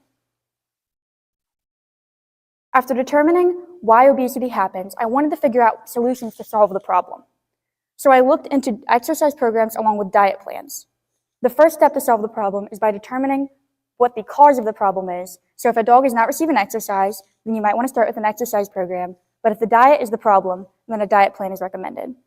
And both of these methods together would be even more effective than alone. After researching the impact that obesity has on canines, along with my previous community service work at the Greene County Animal Shelter, I decided to take action to get dogs in my community exercise. I reached out to the Greene County Animal Shelter about holding a dog walking event with them, and their manager, named Anna Gibson, loved the idea and was super willing to support me through it. So I began planning the event and scheduled it on March 8th of this year. During my event, any volunteers were able to come by the shelter and walk a dog of their choice along the park trails. This event allowed the dogs to receive exercise after being in their cages for days on end, and even got the volunteers some exercise as well. Volunteers were also asked to bring any donations of their choice to the shelter to take in. By the end of my event, over 40 items had been collected for the shelter to take in, as seen in this image, and almost $30 to go to the Spay and Neuter Fund. To make an even larger impact, I designed these pamphlets displaying my research, which I meant to print out for the judges and completely forgot at home, and I really apologize for that.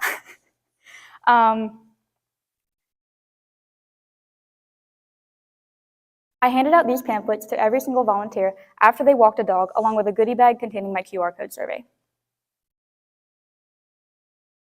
On top of this, I wanted to see the bigger impact that I made in my community. So I asked volunteers to fill out this quick survey about their experience at my dog walking event. My event received an overall rating of 4.95, and 14 out of 19 respondents stated that they would likely come back to the shelter on their own time to walk a dog, with a response of 4 or 5 on a scale of 5. Overall, this event made my community more aware of the lack of exercise that shelter dogs are receiving and the importance of canine health. I'd first like to say thank you to my PLE advisor, Dr. Lena, for allowing me the experience of job shadowing her and for her willingness to help me and her support throughout.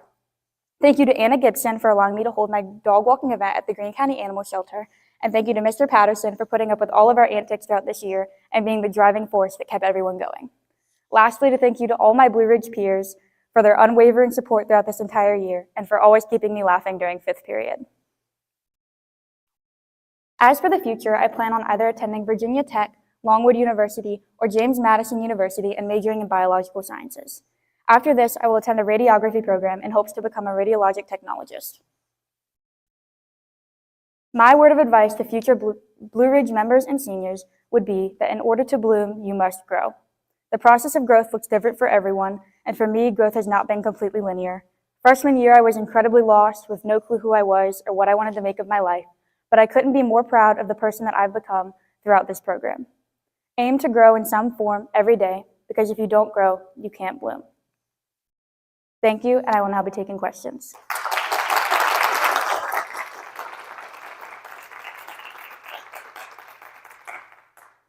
Are there any risks associated with getting involved with the animal population? County animal shelter, and they're not taking any more dogs? Is that in any way not a human interaction with these dogs? I haven't seen any negative impacts, and I haven't heard the animal, I'm very close with the people who work at the animal shelter. They haven't told me of any negative impacts that come from people coming often. I don't know why they just had a recent outbreak, so I really have no idea. I could definitely ask them though, yeah. What were you saying in your first two slides? I'm sorry, the table's getting dragged behind. I missed what you said. Oh, okay. I think it was the lead into why you went to the vetting. So I just asked everybody if they've ever owned a dog at some point in their life, and then I went into how I've owned so many pets during my life, like guinea pigs, hamsters, rabbits, ducks, and I've always loved animals, but dogs are my favorite pet to own. And then my mom and I volunteered a lot at the Greene County Animal Shelter over the past 2 years, and so I started building a relationship with those people, and I really noticed how the dogs in the shelter never get exercise and they never really get taken out. So I really wanted to make a difference in that. And you said you decided veterinary science isn't for you. Yes. So I really. I assume you still want to be involved with animals. I actually don't want to go into animals for my work field. I still have a big passion for animals, but I think I want to keep that outside of the workplace. The reason I decided not to go into the veterinary field is just because I found that it was way too emotional for me. At one point, Dr. Lena asked me if I wanted to partake in putting a dog down, and I was like, no, I can't do that. So then that made me realize it's probably not best for me. Has your research, currently have dogs? I do have 5 dogs. These are actually, wait, hold on. They're actually all at the end. Those are all my dogs. So has your research changed how you feed them? Because, I don't know, I always get the YouTube commercials about dogs in the 70s lived until they're 16. How dogs' diet has changed. You have farmer's dog. Have you seen those commercials? Yeah. Meanwhile, I'm still giving my dogs just dry puppy chow and table scraps. So has your research changed your plans on how you're going to feed your dogs? So I don't actually have much control over what my dogs get because my mom kind of does that. But Is your mom here now? yes, she's back there in the blue. Raise your hand, please, Mom. Yeah, I mean, it's economic. It's way more expensive to feed dogs. Yeah, I would definitely say all my dogs I think are a healthy weight except for one of them. This dachshund right here, the black one, he's a little bit overweight. These are kind of older pictures, so he doesn't look too fat there. But I would say I would say that my mom has fed them really expensive, high quality food ever since we've had all of them. So, but I do say we feed them a lot more than I think the average dog should be fed. So I think that food definitely keeps them at a lower weight than, say, a lower quality food would. So even though we're feeding them more calories, as I said, they're getting better food, so they are staying a healthier weight. Yes. I know sometimes it's when a volunteer opportunity is kind of always available. You always go to the shelter and walk up. The people are actually kind of Mhm. Do you think the shelter will continue having like specific walking events to get people involved? I don't think the shelter would, I know them very well, and I don't think they would go out of their way to do that by themselves. But if people like me, I would go back again and host a dog walking event. So if someone else outside of the two people who work there wanted to do it, they would be more than willing to do it. But I don't think they would do it on their own just because they're very busy with other things. But I also had a lot of people. There were a lot of people I knew came to my event, obviously, but there were a couple people who I didn't know them, and they said that they didn't even know the shelter offered people to come in and walk the dog. So they were like, "I'm very willing to come do this. I just didn't know that you could just come in and say I want to walk a dog." So that made me super happy to hear. And then, can you go back to the slide with the vet? Yeah. So did Dr. Lena, did she talk to you about, it's probably got to be the worst thing a vet does is put it down, but what type of training did they have to undergo for engage with the person? Because I've had dogs that I had to put down. Mhm. Vets have always been really passionate. But, did she mention particular training or classes that she had to take? Kind of just get used to it. Mhm. We didn't really talk about schooling much or like the schooling she went through to become a vet. So we didn't necessarily have that conversation, but she did describe to me that it took a lot of getting used to over the years. And another reason that I kind of said I don't want to go into this field is because I feel like I would almost lose a sense of like my emotion because I'd have to not be so emotional. So we had that conversation a little bit, but we didn't necessarily talk about So how classes did or she- anything. Did she mention how she gets past that? No, not really. Okay. Yeah, we didn't talk about that.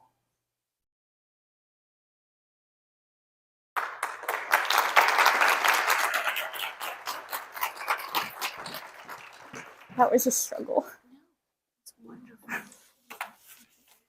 Oh, sorry, I forgot that was something.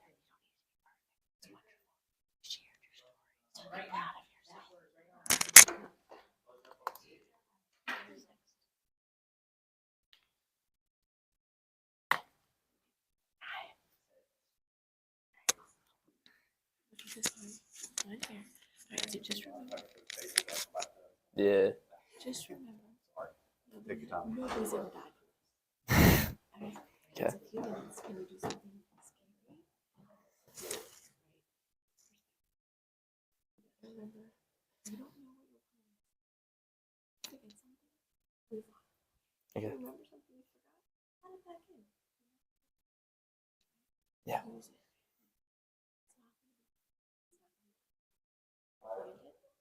You get extra kudos, bonus points for having me rush up here on stage while you're doing your presentation.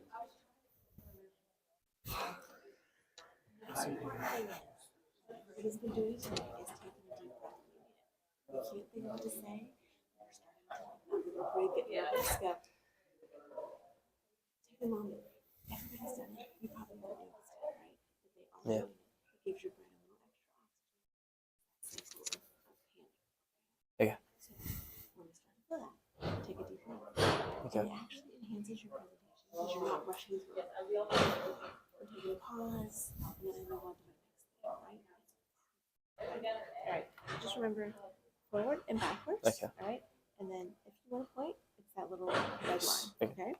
And then just remember, keep breathing. All right. Another time. We did something really cool. Okay. All right. Are we starting, Mr.? Yeah, sure. All right, so sorry about the interruption. Are we ready to go to the next presentation? Everybody good? All right, so our next presentation is Ryan Manning.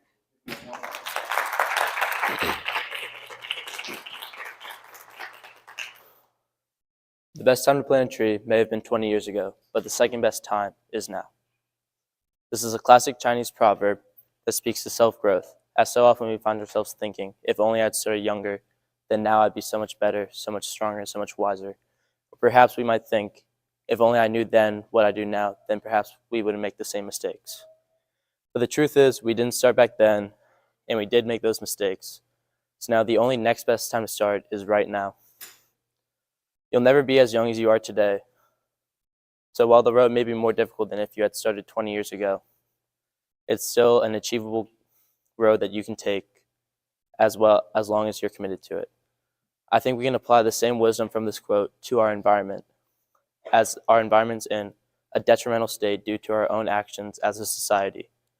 While we might think if only we had started conservation efforts sooner, or if only we had taken the necessary precautions, then we wouldn't be in such a mess now.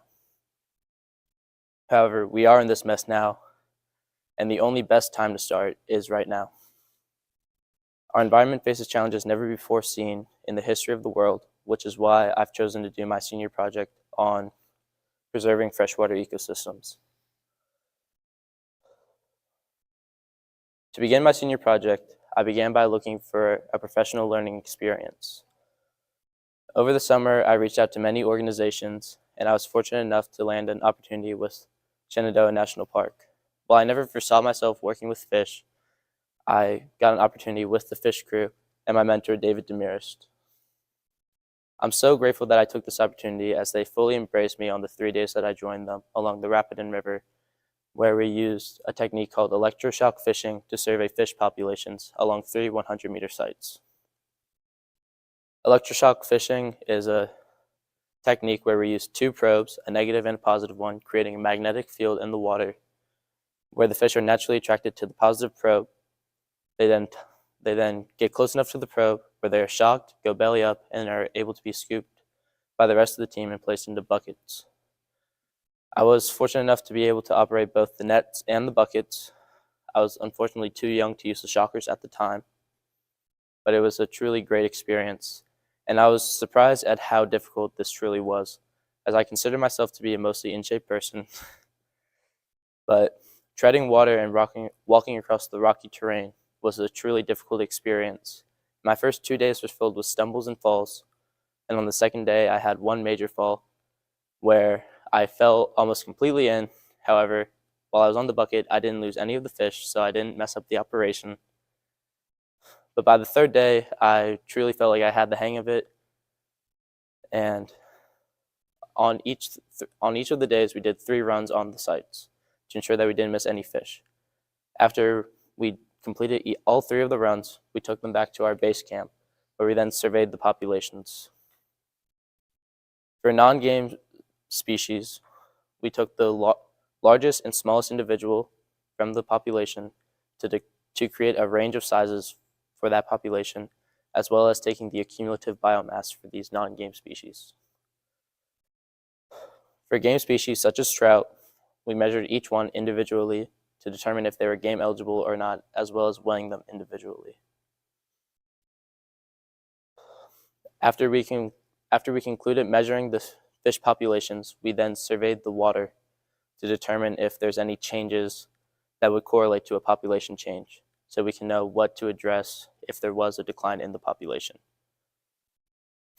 While the primary goal of this is to preserve the population, we did lose a few along the way, and I would like to ask you all to take a moment of silence for 1 through 99-ish. Over the course of these 3 days, I had several talks with my mentor, David Demirest. The most prevalent of which was when I just asked him what are major issues that our area faces. He began by stating that the trout population had declined by over 20% in the past 50 to 60 years. And naturally, my next question was, why? Why is this happening? And he mentions specifically siltation. And that's when I formed my research question: what environmental and man-made factors impact rates of siltation, and what are possible ways to mitigate the effects? So you may be asking yourself, what is siltation? Siltation can be defined as the runoff of fine material into waterways. Fine material includes sand, gravel, and in forested areas, ground leaves. When siltation runs off into the water, it creates a layer of silt along the bottom of the river or whatever water system you're talking about. When this silt covers up the bottom of the river and creates a murky environment in the river overall, it covers up hiding spaces that fish like to use, like under rocks, and leaves them more exposed to predation, as well as changing the oxygen rates, as aquatic vegetation cannot grow in siltated environments, as the water is murky and does not allow sunlight to reach the bottom to allow them to photosynthesize. Factors that impact the rates of siltation include logging practices and forest roads. Logging practices are detrimental to the environment as they remove trees and they leave behind an excess of debris in wood chips and leaves and such. And also when we remove trees, we remove canopy coverage from the river, which increases the temperature, as well as we reduce ground infiltration as the roots from these trees take in a major amount of water and stop runoff from entering into the waterways. As well as forest roads, which are typically associated with logging practices. We compact the ground greatly, so we reduce ground infiltration, leading to a more direct runoff into our streams and rivers. Environmental factors that impact the rates of siltation include drought, flooding, and fires. Just this past summer, we experienced a major severe drought, which left the ground very brittle and the leaves on the ground brittle and easily able to be picked up and run off into our waterways. And shortly after the drought that we experienced, we also experienced tropical storms. And I don't know if any of you remember this, but due to the drought, ground infiltration was decreased for a number of days as the ground was very hardened and did not allow for water to permeate through the surface, leaving groundwater on the top for days. And in mountainous regions, this water becomes direct runoff into our streams. Also typically associated with droughts are an increased risk of forest fires, which lead to an increase in ash and debris siltating into the river over these days. So, pivoting to my second part of my research, what are the possible ways to mitigate the effects? The best solutions I found are to reinstate riparian buffers and to use prescribed burns as an alternative method, which may sound a bit confusing as I just said the fire is a major increasing factor.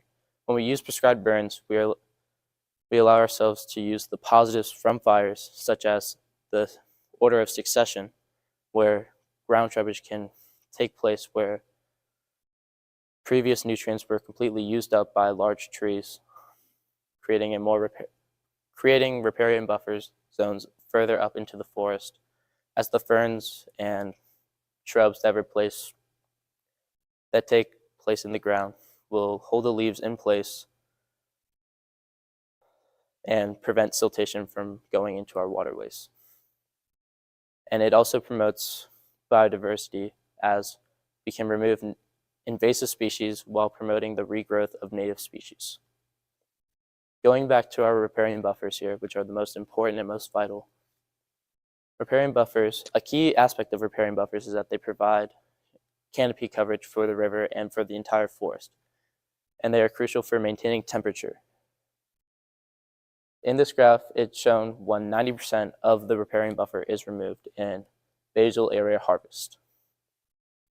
When 90% of the buffer is removed, you can see that temperatures of the water skyrocket. This is not good for trout as they prefer cold water environments, and it reduces the amount of oxidation in the water, leaving it uninhabitable for many macroinvertebrates and leaving it unsuitable for trout and many native fish populations. In this graph, I want you to take a look at the buffered versus unbuffered zones. This graph refers to the ratio of carbon-13 to carbon-12 in water samples in rivers that had both buffered and unbuffered zones. As you can see in the buffered zones, the ratio of carbon-13 to carbon-12 has a much higher mean. And what this means exactly is that the ratio of carbon-13 to carbon-12 Carbon-12 is what we typically think about when we think about carbon in our atmosphere. And carbon dioxide, what we breathe out and what plants take in during photosynthesis. So when we see a higher ratio of carbon-13 to carbon-12, that means that photosynthetic activity is at an increased rate, meaning that we're going to have more oxygen levels in the water, meaning it's going to be more sustainable for both fish populations, macroinvertebrate populations, and as well as the aquatic vegetation. When we see increased rates of photosynthesis, we know that our streams are going to be overall healthier, as opposed to in unbuffered sites, You see a much lower mean, and it's much more spread out, and you can't really predict what's going on.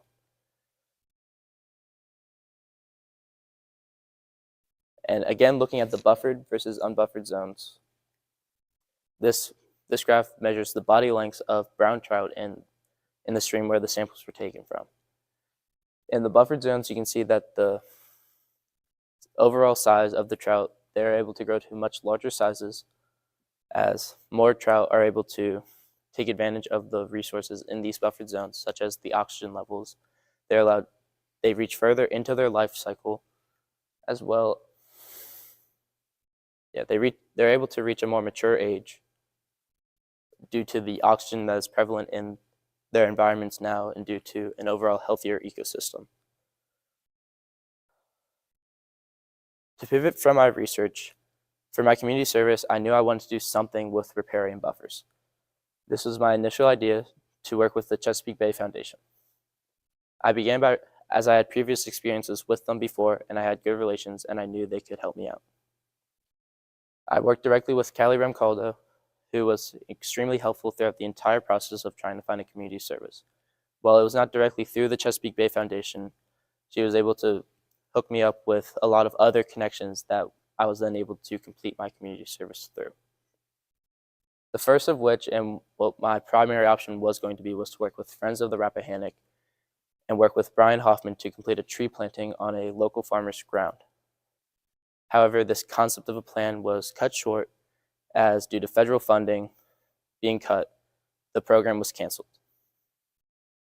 So while this was devastating, I was still trying to do as much as I possibly could, and I then pivoted to Culpeper Soil and Water District and worked with them on a meaningful watershed educational experience at Locust Grove Middle School in Orange County. These meaningful watershed educational experiences are a crucial part in why I love the environment so much, as I remember the program very fondly from 6th grade, as we were able to go to Grays Mountain and get in the river and survey these populations. However, this program almost didn't happen as well, since due to an excess amount of snow days, Orange County Public Schools wanted to cancel all of their field trips as well as the program entirely. So we had to pivot from being an outdoor exhibition to going completely indoors into more of a classroom setting. I organized a group of volunteers to help out the students, and our first action was to collect macroinvertebrates for the students to observe. The macroinvertebrates are by far the coolest part of the whole community service that I did, as this shows the kids how truly special and diverse our ecosystem is. And this is the real money grabber in hopes to inspire a love for the environment for these children. We also told them about the importance of vegetation on soil. This was the station that I taught the kids about how when we have vegetation on soil, which is essentially the same thing as a riparian buffer, that water, we have decreased runoff, as you can see in these jars. The one from the box was vegetation was much more clear, and there was a lot less water, showing the kids how important it was to maintaining healthy water quality and not having a severe amount of runoff into streams. So you can see when there's no vegetation, the water is very dirty and grossed a lot of the kids out, which was the goal. And we also told them about the importance of water quality chemical testing, as we taught them about what good levels of pH, nitrates, and phosphates are in the water, and told them about how it impacts your daily recreational activities that you might use the stream for, such as swimming and fishing. And we also taught them how to use a dichotomous key to identify plant species, as well as teaching them more about riparian buffers. And I would like to give a huge thank you to my volunteers that came along with me, as I wouldn't have been able to do it without them. And the biggest takeaway that I got from my community service that I want to pass on to future Berwick students is that you need to learn how to write a good email, first of all, because with all the twists and turns that you might experience during community service, it's important to have good communication skills so you know what's going on and how to communicate your needs with their needs. And as many setbacks as I had, it's important to remember that failure is merely a setback. And in the words of Uncle Iro, failure is merely the opportunity to begin again, only this time more wisely. Failure is not the end, it's just a new opportunity to start again and to try something different. As for my future plans, I intend to go to Virginia Wesleyan University and attend their Baton Honors College, which is advertised as the only environmentally focused honors college in the nation, as well as continue my athletic career playing baseball there. I'd like to give a huge thank you to my community service advisor, Callie Remcoldo, and Stephanie De Nicola for working with me throughout the entire community service with all the twists and turns. For my professional learning experience advisor, David Ramirez, for fully embracing me, and for Coach P for sticking with me throughout all 4 years of high school and having a truly profound impact on me. And I would like to thank my classmates as well for making the past 4 years truly enjoyable and for being here throughout it all. Thank you. I'll now be taking questions.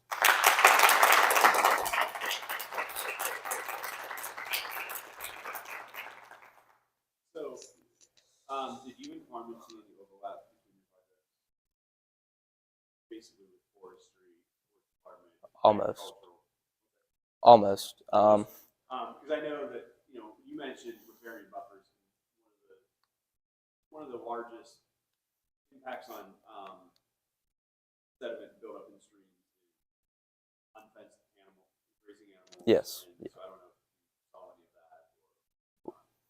I didn't personally see any of it as I was in Shenandoah, and the tree planting on the farmer's ground never actually happened for this, at least.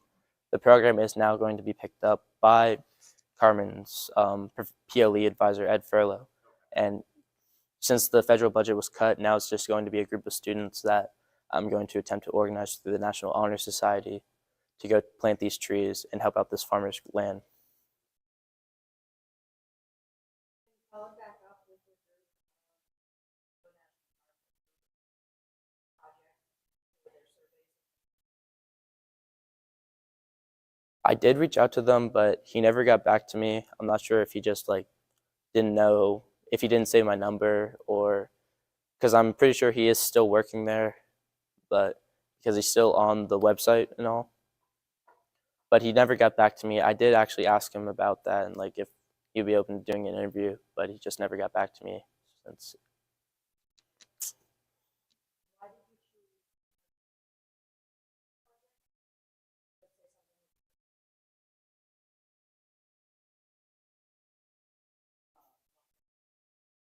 Well, I really wanted to do the action part of it, but since all the federal budget cuts that were affecting my project, all the programs were being cut that I would have been able to organize volunteers for.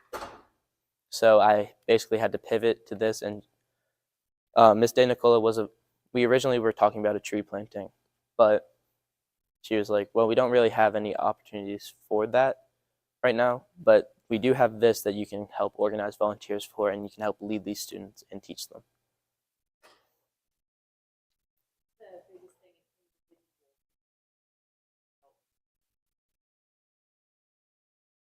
individual advice for What you could change in your life. Well, if you own a farmland, obviously you can plant a riparian buffer or opt into these programs that should be back up soonly or shortly, hopefully, with everything going on. For an everyday person, I would just say maybe don't dump your leaves in the back of your yard where I know in my yard there's a little stream that flows through the back that when we dump leaves back there, it has a high chance to flow right into that and be carried off into a larger water source. And just be conscious of everything you do. When you're raking up leaves in your yard, make sure you're containing them and they're not running off anywhere. Largest brook trout you guys found? I think it was about, they weren't very big because it was during the drought and all. I think the largest was about 22 centimeters. They weren't very big, yeah. Did you get lightheaded behind the micro truck? There's a lot of views. I've done that before. It was, Stay kind of far back. No, because at the time when I fell in, I was working the bucket. So, well, I was actually working the eel bucket and the fish bucket. I had the eel bucket clipped onto my belt, and we had to like climb up a little rock scramble to get to the next part of the river. So I was trying to like sneak past a guy to get up to the part where I climbed, but like my foot slipped and I just like went in. But I was able to hand off the fish bucket before I fell in. So I just had to keep the eel bucket up while I went under. We had probably like over 15 eels probably. Like obviously on the first run we have a lot more, and then second and third run they get less and less. But the eel bucket was probably the most annoying part because I also have to operate a net, and it's a pain to try to get it like back in here. Flip the eels out, they're biting onto the net, trying to hold on. One fish did fall in the eel bucket when I was doing that. He might have been the mort bucket.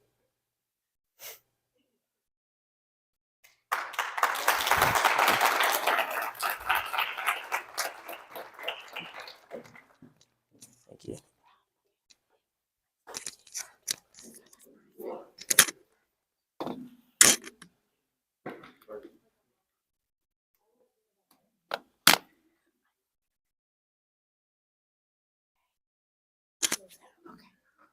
Tell you first. Okay. Maybe I'll be the first. Hi. My schnoz?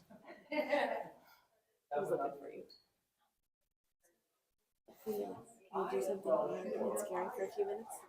Yeah. And now we don't know what you're planning to say. If you forget something, They do. they don't have it memorized.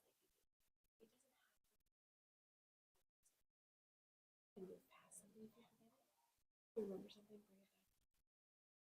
This is your story, not theirs. Share what you have done.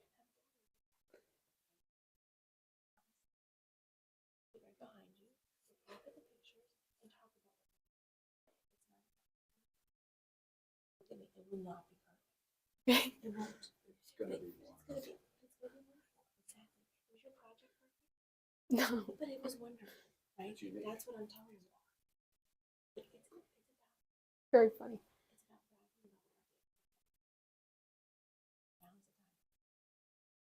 most important thing to take a deep breath. If you know what to say, Okay, okay. Thank you.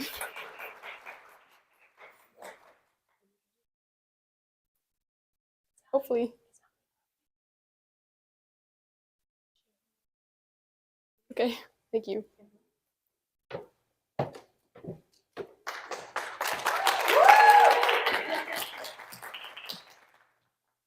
So, how many of you consider yourselves artists? Okay, okay, a few of you, whatever. What if that'll change. What if I told you that all of you who didn't raise your hands are wrong? I know, right? Everyone is an artist. That's something I firmly believe.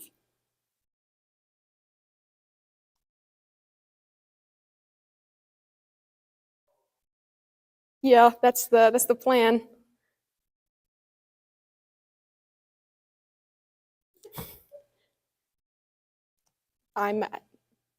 This was unprecedented. Anyway, I can tell some of you are like, what the heck? What is going on? For more reasons than one, but in the art sense, you're thinking, I'm not an artist. Everyone can't be an artist. That's crazy. That's an overgeneralization. There are so many people in the world. They can't possibly all be artists. Well, it seems we disagree.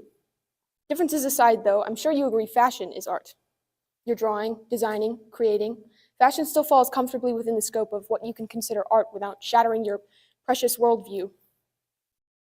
Then, dance.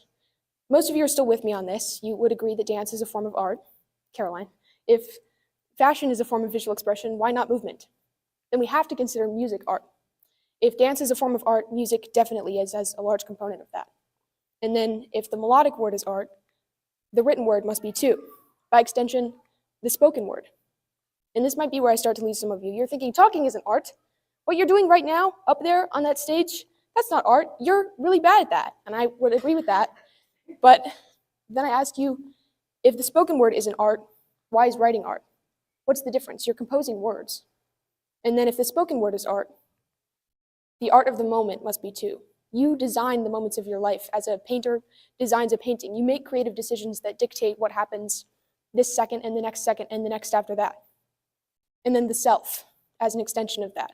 If the moments of your life are art that you create, you must be too, as a collection of those moments. And then finally, if we're all living, breathing artworks, community must be too. And it was this line of thinking that led me to my project topic, art and community. When I was choosing a topic for this project, there was no question, it was always going to be art. Considering art in the stricter and more traditional sense, it's been a part of my life for as long as I can remember. Behind me, you can see some of my earliest masterpieces. As you can tell, I was a child prodigy, regular Picasso from a young age. So when examining the relationship between art and community, I naturally turned to our local, albeit small, art scene here in Standardsville. Noon Whistle Pottery was the location of my professional learning experience. It's an eclectic business that sells primarily pottery, but many forms of art from over 250 American artisans from around the country. It functions on sort of a consignment basis. The artists sell their pieces to Noon Whistle, who then sell them to the public.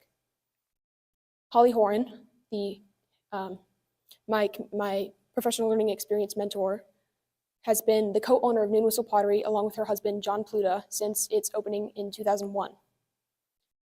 She's a fantastic person. She's really fun to talk to. I love to pick her brain in that interview. She has so many captivating stories of being a young artist in the 80s, and she has a lot of wisdom.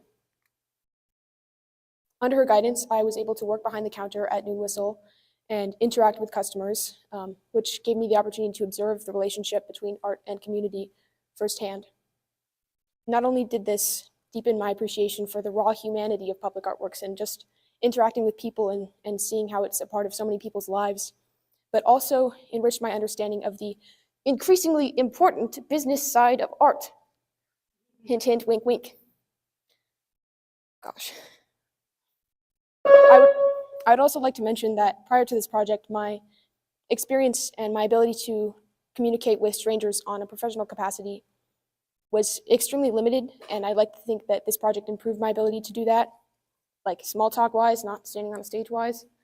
I'm definitely more comfortable with that sort of thing now. I was also able to use their 300-pound antique cash register, which is so much fun, and it makes like cartoony cash register noises.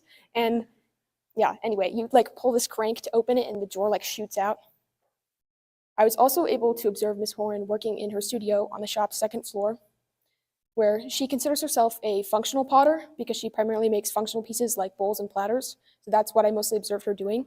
She demonstrated a technique called slip trailing, in which slip, a kind of liquid clay, is piped onto pottery or ceramics like icing on a cake. And she draws from her experience working as the manager of a bakery in Texas for 7 years to aid in her execution of the technique. This taught me an important lesson about the analogous nature of artworks, that if you learn a skill from one medium, it can be applied to almost any other. And this concept was solidified for me during my time volunteering at the Virginia Clay Festival, where I worked with Virginia artisans at their booths selling pottery and ceramics. And I was able to talk to a lot of them about their careers. And what I found was really interesting, that many of them, although they had been artists for a long time, had a lot of experience in completely unrelated fields, and that's not unique to ceramicists or potters either. Our very own Ms. Tremblay here at the high school, the art teacher, has a degree in biology that informs some of her art making. And this concept that artistic ideas are translatable got me thinking, because I had never ventured into the realm of public artworks in any significant capacity, but it was always something I wanted to try. Sounds fun, I don't know. And if artistic ideas are translatable, maybe I had a shot. So over the course of the past few months, I painted 2 canvases, a sun mural and 2 dragon murals here at the high school under the supervision of Mr. Wimmer, my community service supervisor. The canvases were painted in collaboration with Izzy Strickland's project, and they will eventually be hung in her gorgeous conference room. They depict a Blue Ridge Mountains scene at the request of Mr. Wimmer, reflecting existing mural artworks in the school and local appreciation for the mountains that set the scene for our community. The sun mural was painted in an effort to not neglect the existing needs of William Monroe as a community, because it would be just tasteless and in bad taste to paint 2 shiny new dragon murals and 2 new canvases and just forget about the existing projects that need to be done at the school.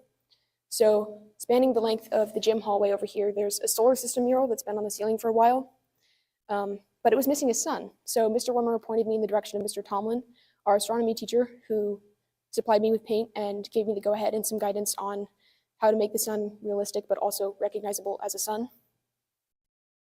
The dragon murals were painted in 2 of the science classrooms here at the high school.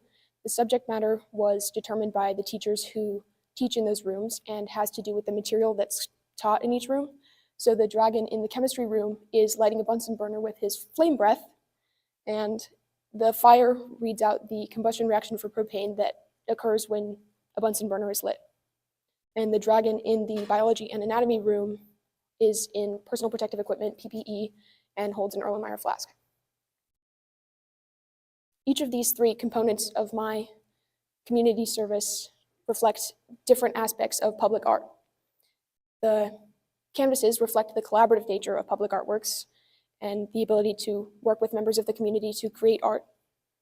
And the sun mural reflects art's ability to address the existing needs of a community. And the dragon murals reflect the ability of art to draw from the personality of a space in order to transform it. I think I was supposed to be going through those slides while I said that. Anyway, in order to determine if I achieve my goal of improving the spaces that the 3 artworks belong to, I sent out a survey to students that take classes in the rooms that I painted.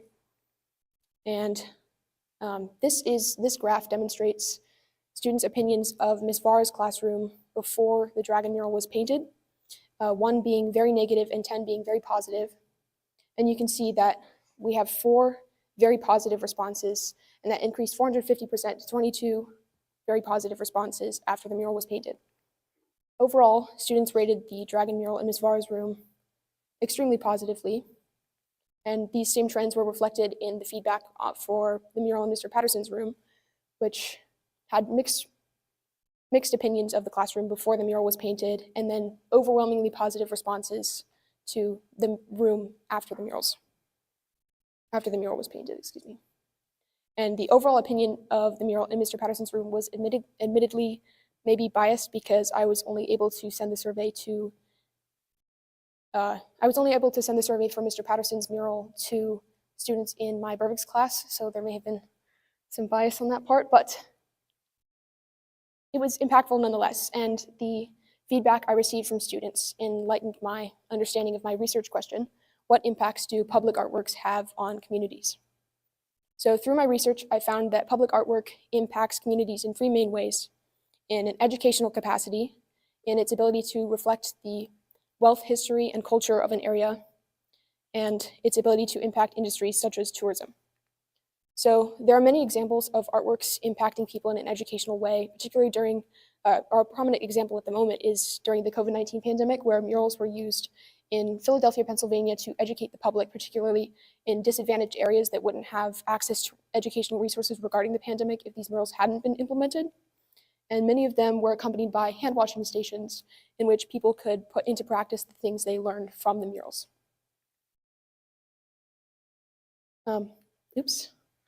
So another function of public artworks is their ability to reflect the wealth, history, and culture of an area.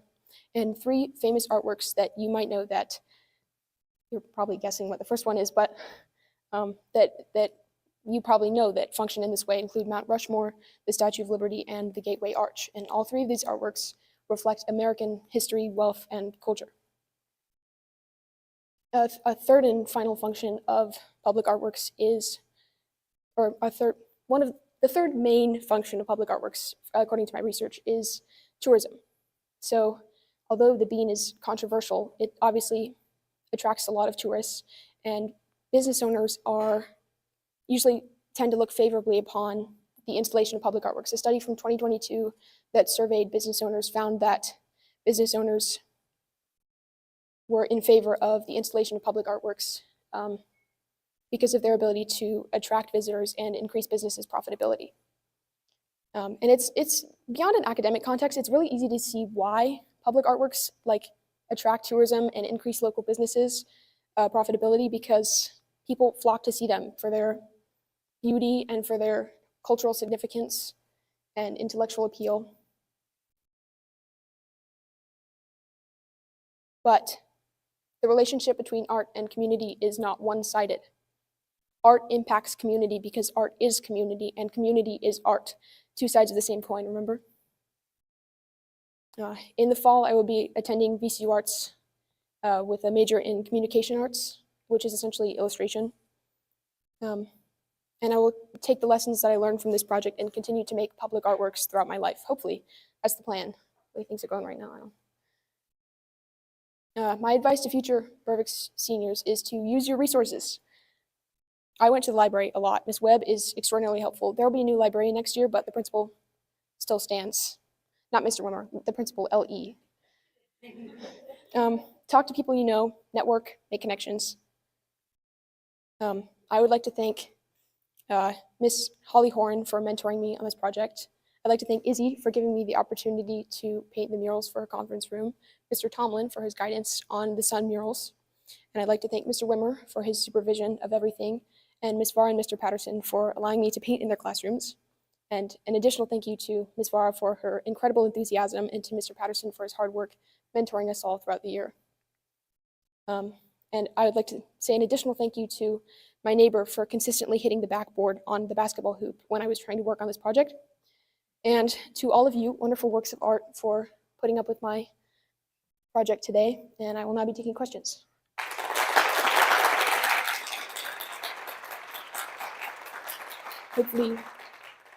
Hopefully short questions. You mentioned public art. Mhm. Public art would mean that it's public domain. So what role does the government play in determining or censoring or guiding public art displays? Should there be government just say put the art up, or should the government be able to direct it? We're starting to see that. You're asking about like censorship? I sort of, yeah. I think so. Yes, I am. So if we're putting art in public places, Right. does the government have? Should the government have the ability to direct what that art is? I think that it doesn't matter if the government has that ability, because people will continue to make public art regardless of whether it's legal or not. You see this with artworks such as graffiti, which I wrote about extensively in my paper, that is traditionally seen as vandalism or looked negatively upon, but it is a form of functional artwork or public artwork that reflects the sociological conditions of a community and cultural feelings about art and about socioeconomic and political conditions. Ms. Vora? First off, thank you so much. Thank you. Thank you. It makes me feel You are. But I suppose I should ask a question. Give any consideration for the spaces that you were decorating as to the impacts of occupying walls?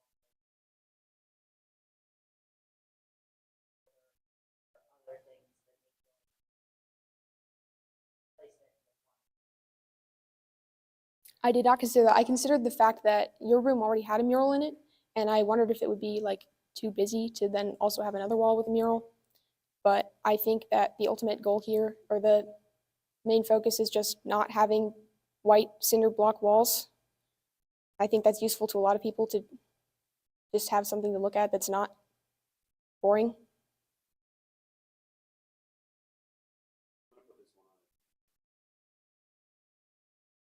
Recently in education, all we've been focusing on is science and technology. Why is it so important? I think it's just obviously important from an objective standpoint, because art is a part of STEM. You can't separate the two. I'm a firm believer in like STEAM and like the STREAM night, which incorporates reading for younger students. But I think that question is sort of worded weird because to me, art is a part of STEM.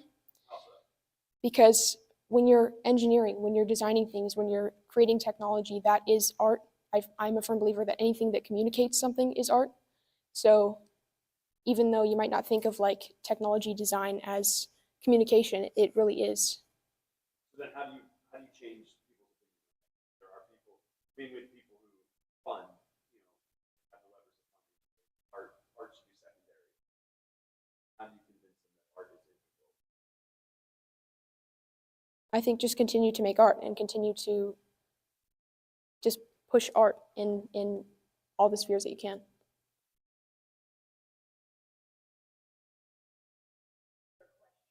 But my artistic talent lies a little more dormant in artists. Can you talk me through the process of actually girls that were in the classroom with the dragons? I cannot fathom like what step one is. Like how you visualize it and how. So what I did was I first talked to Ms. Varr and Mr. Patterson about subject matter and then got that approved by Mr. Wimmer. And then I made sketches of what the dragons would look like in my sketchbook that I have with me. I could show you if you like. But then I stood on a ladder and sketched on the wall with a pencil. And then I colored it in like a coloring book with paint.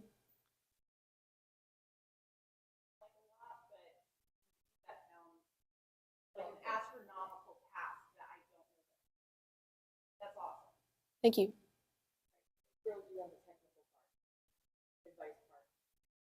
So obviously this is not your comfort zone. Okay, stage is not your comfort zone, presentation is not your comfort zone. Some of these kids are going to face this as a project. Like this is part of the process. What is your best advice on how to like get yourself ready for the parts of the project that you are uncomfortable with? I think I definitely take sort of an unconventional approach to that. I have a good luck skunk.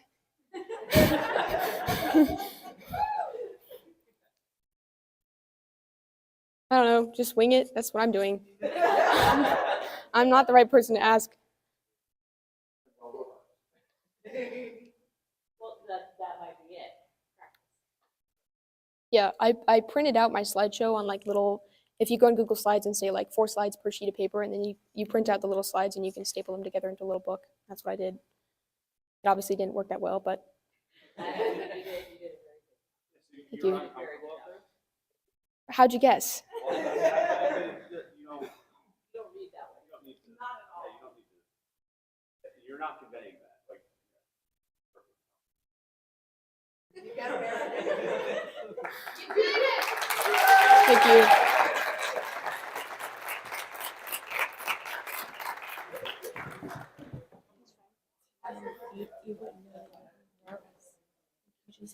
Oh, sorry.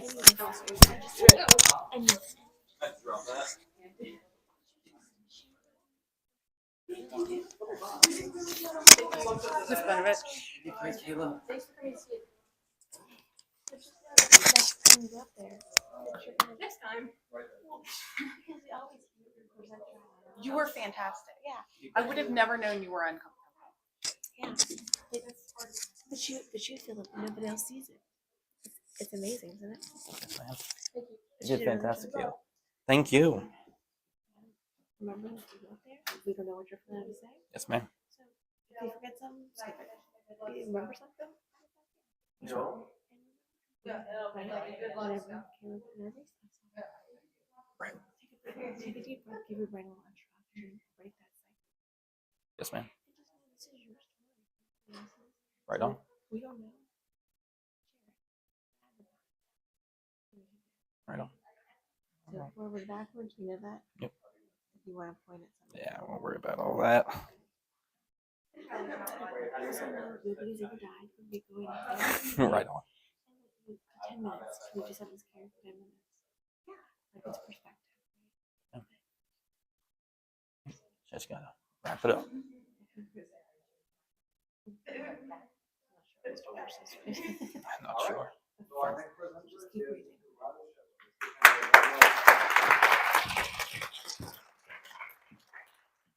All right. Get ourselves kind of spaced in here. early on, I took a particular interest in hunting. I grew up watching my father hunt deer, bear, and coyotes, and I thought that was the coolest thing ever. And I wanted to do just as he had. And he let me. I got to hunt deer and turkeys and groundhogs, squirrel, coyotes, foxes, you name it, I chased it. However, there was one teensy little problem, or rather a significant problem. I could not hunt a bear, save my life. No matter how badly I wanted it, there was nothing I could do. Put simply, we had stopped seeing them.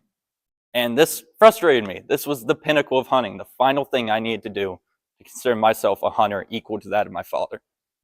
However, it was nothing I could do. They were just gone. And I talked to some of the hunting friends around us. Why were they gone? Why could I not follow this dream completely? And each and every one of them blamed one disease, repeated one word back to me: mange. Now, I was not completely unaware of this disease. I had seen hunters and my father dispatch mange-infested animals, mostly coyotes, but outside of the fact that it existed, I knew very, very little. So in the lead up to this project, I had a couple of questions. What in the world is mange? Why don't I know anything about it? And what can we do to combat it? All of these questions played a significant role in me completing my project on mange management. My project started with my research paper, where I tried to answer my burning question of how is sarcoptic mange transmitted within black bear populations, and can we effectively treat it? Now, rather regrettably, I determined that there is no effective treatment. There's nothing we can truly do about it. Sarcoptic mange is a parasitic mite that infects a variety of mammals all over the globe. It burrows within the skin of a host animal, digging tunnels, causing itching, irritation, scabbing, and hair loss. While this does not directly kill the host, it does severely weaken them, making them far more susceptible to secondary infections, lethal factors, that sort of stuff. Black bear recently became a host for mange within the last 2 decades or so. Dominantly, cases took off around 1990 and the early 2000s. Due to this, we have an extremely limited data set, and this is only complicated by the bear's behavior. So as I continue my research, keep this in mind. My research focused on, that's not what I meant to do, on 2 treatments: ivermectin and fluoroliner. These treatments have seen successful applications within canine species, so we attempted to apply them to black bear. Ivermectin was, unfortunately, completely a failure. There was no statistical significant difference between our treated and untreated groups, with some treated individuals even getting worse. However, fluoroliner was a bit more promising, but there was a stipulation with that. There was one study of one individual. Now, this individual did completely recover within 2 weeks of the treatment, coming back from a severe mite burden to almost a fully healthy condition in that lower part. However, this is one individual and one case. We cannot conclusively prove that the treatment was what caused her to fully recover. So as of right now, we don't have a solution. And it may not be needed to be pursued per se. Black bear are a stable population and they tend to recover pretty well from illnesses. And as a whole, treatment is difficult. Most mange species are urban, they're social. So you have a lot of chances to spot infected individuals and capture and kind of manage the infection. Black bear throw this pattern out the window.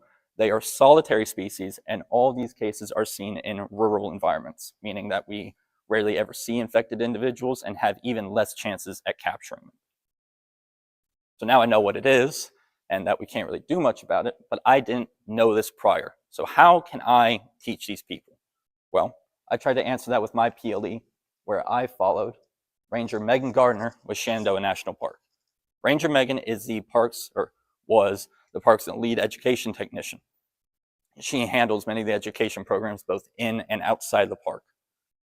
She allowed me to attend a variety of programs such as online learning programs, after-school events, a late-night library event, and a program with Latino Outdoors on Loft Mountain. I attended all of these except for the online learning ones, as they did not line up with my schedule.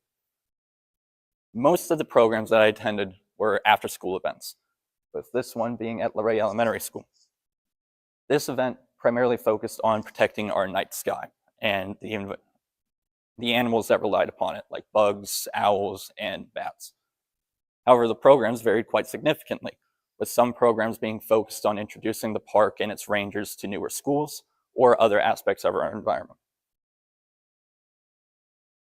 Another event that I got to attend was with Macedon Regional Library, and this was an event led by Ranger Carl Rand. A lot of the after-school programs were relatively quick paced. They were the ranger talks for 10 minutes and then they go do a program, a little short game, an event, and then they go back to the ranger talking to keep the students engaged and interested in what the rangers are talking because of those short attention spans. However, this was a pretty significant change of pace. Ranger Carl stood and talked like I am right now for around an hour over the park's history, its inhabitants, controversies of animals, you name it. And I found this incredibly interesting. He did a phenomenal job, and I learned I have a lot to improve upon. After we concluded his event, I was able to engage with a couple of the attendees, talking to some of them about the various learning aids that they've brought, which I will show on the next slide. A lot of the individuals took interest in the fox pelts, being the gray fox and the red fox, and the individuals' differences. This is where I started to find my niche, where I could take some of those hunting experiences that I had and apply them and teach some of the general public that may not know as much.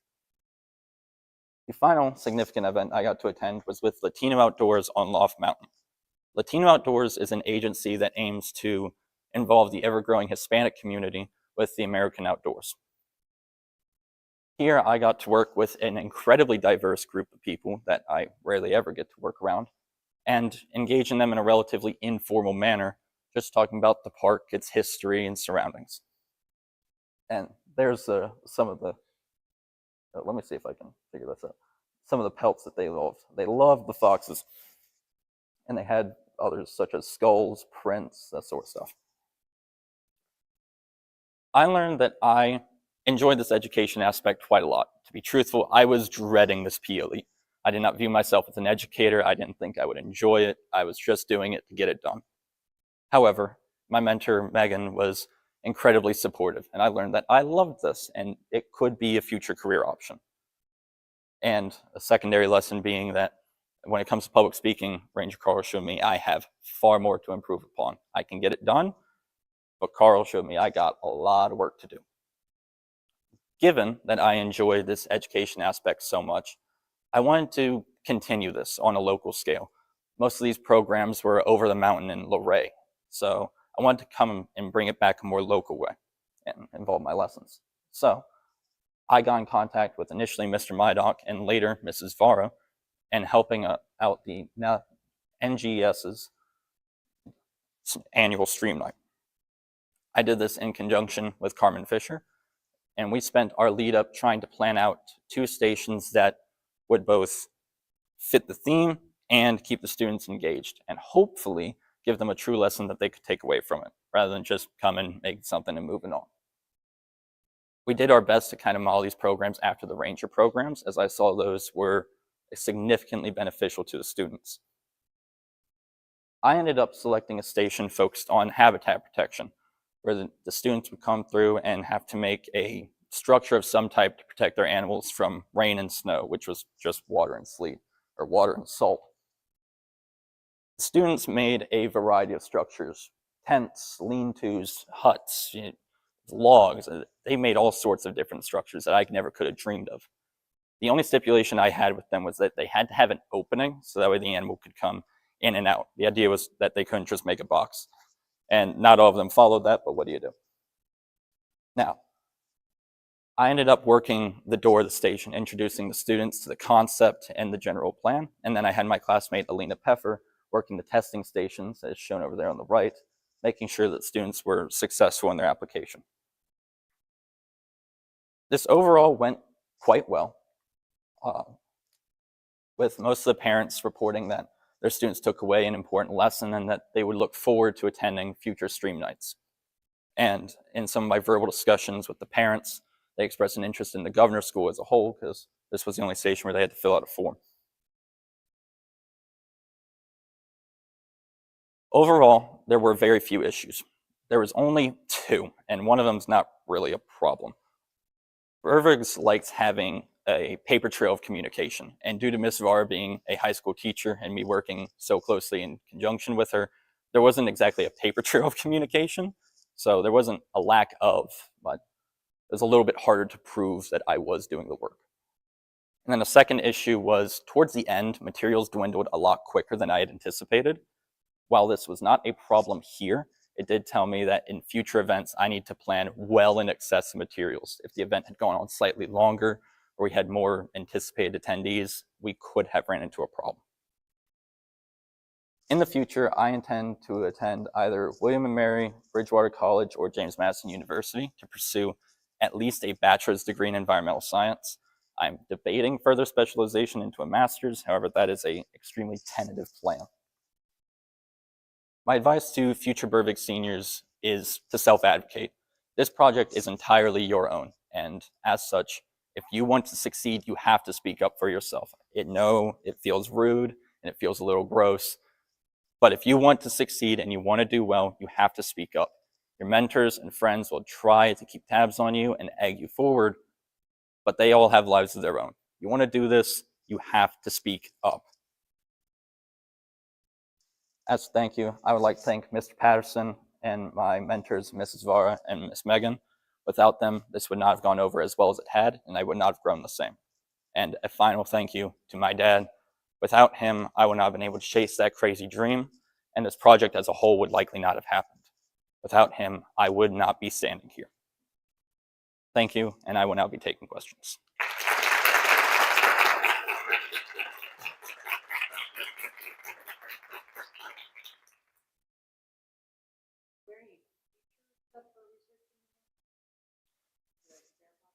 Yes, there are studies that are ongoing that are continuing to be developed. The Virginia Tech is conducting a couple of studies, and I believe there's a few more studies that are looking to see if it's a new genetic strand of mange, because there was a study in 1997 that found that they were not genetically separate. However, there was evidence that they were starting to variate. So I believe there is ongoing research in that field, but I cannot be sure. Jacob? So the official title is she is currently furloughed. However, that could be worse. We can't really be sure. So funding cuts suck. Yes, ma'am.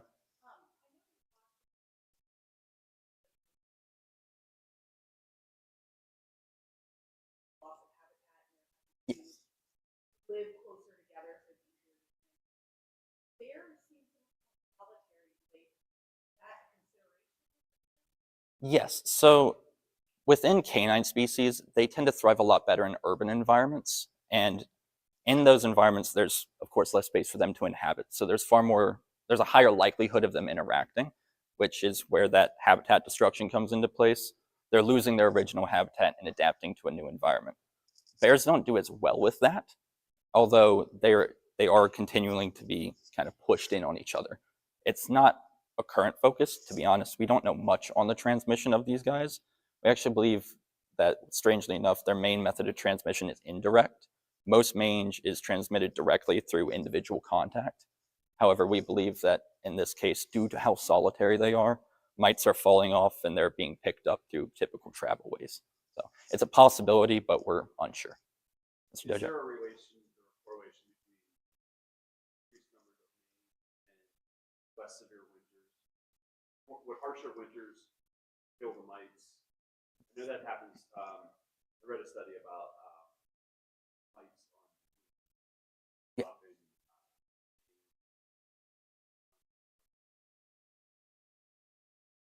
It might be. Yeah. Harsher winters will decrease mite survival. They tend to do better. They don't do well in sub-zero temperatures. It kills them off mostly. And in the following year after a harsh winter, you would see lower mange infection. However, a harsher winter would also kill, or is more likely to kill, most of the infected host species. So kind of a twofold problem there. And so then what is done to mean destruction of the animal, or what is more likely? Oftentimes, if an individual sees it, a hunter likely, destruction tends to be the quickest form. However, if a passerby is seen or it's reported to the Department of Game, they will try to capture and treat the individual. Typically, this is done by bringing them to a rehabilitation facility and keeping them under watch.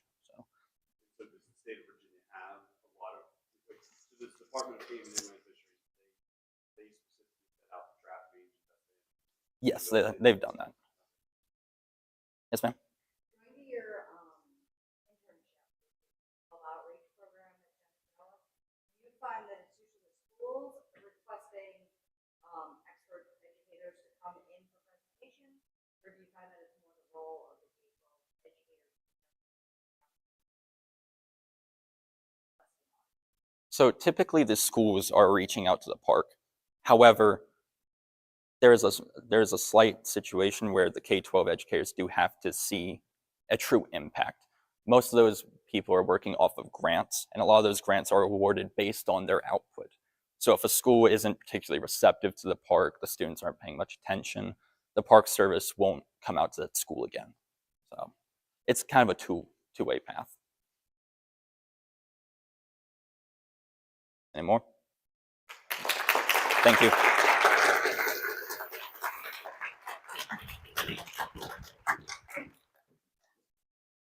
Thank you, ma'am.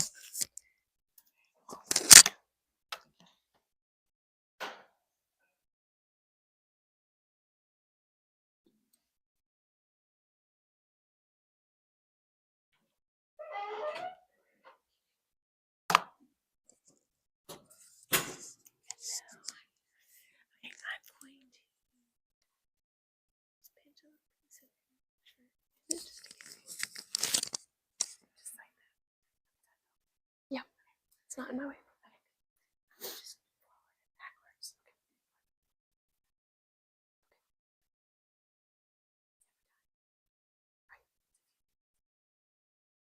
Yes, yes, I can.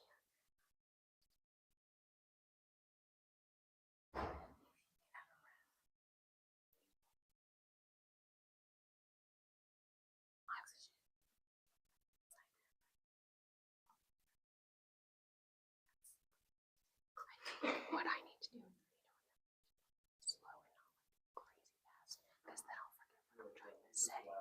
So.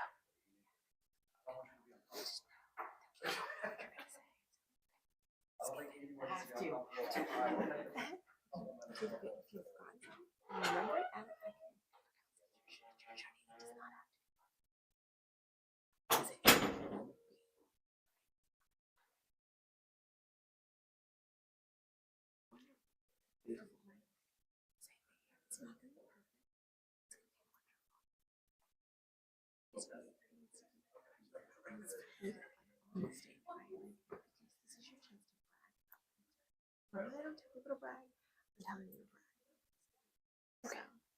I mean, at least Mr. Dojak and his teams are getting some time because they're taking breaks.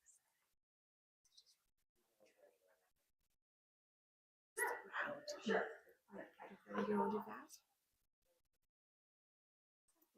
Just slow down. Okay.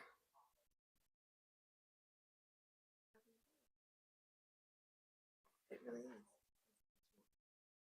Can the thing hear me right now?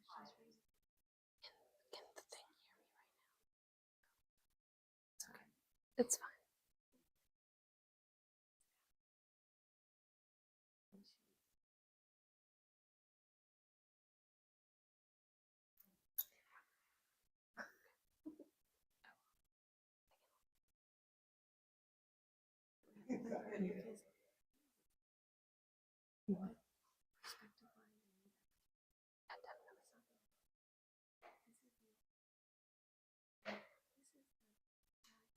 This is like the last big thing. I was practicing yesterday, and the first time I ran through on stage, I dropped the clicker, and it was awful. Sure. So can you do that? So our final Yeah. presentation before lunch today is going to be. Yes, thank you.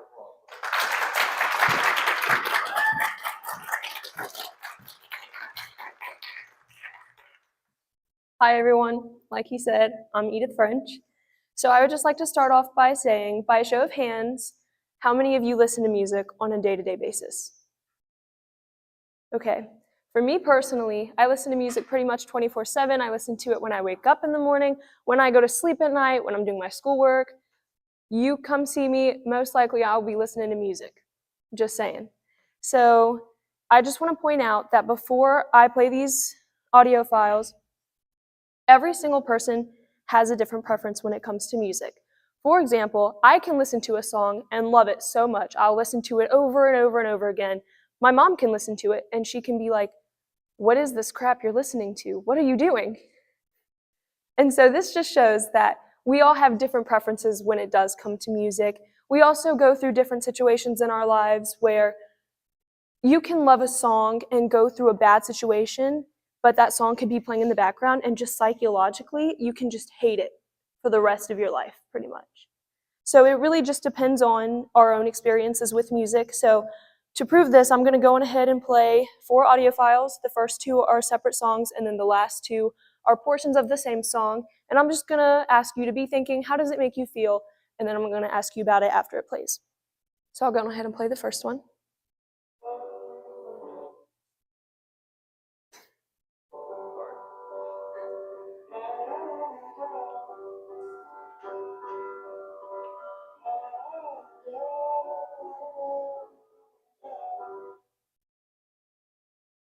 Okay, did this make anyone feel sad?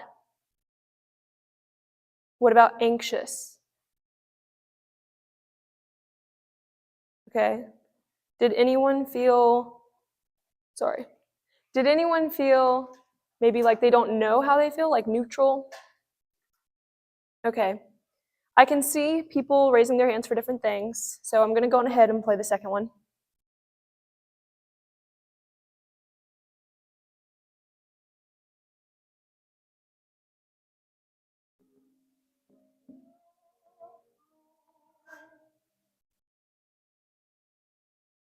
Did this make anyone feel maybe hopeful somewhere over the rainbow? Okay, what about nostalgic? Okay, I love Wizard of Oz too. Okay, now I'm going to go on ahead and play the third one.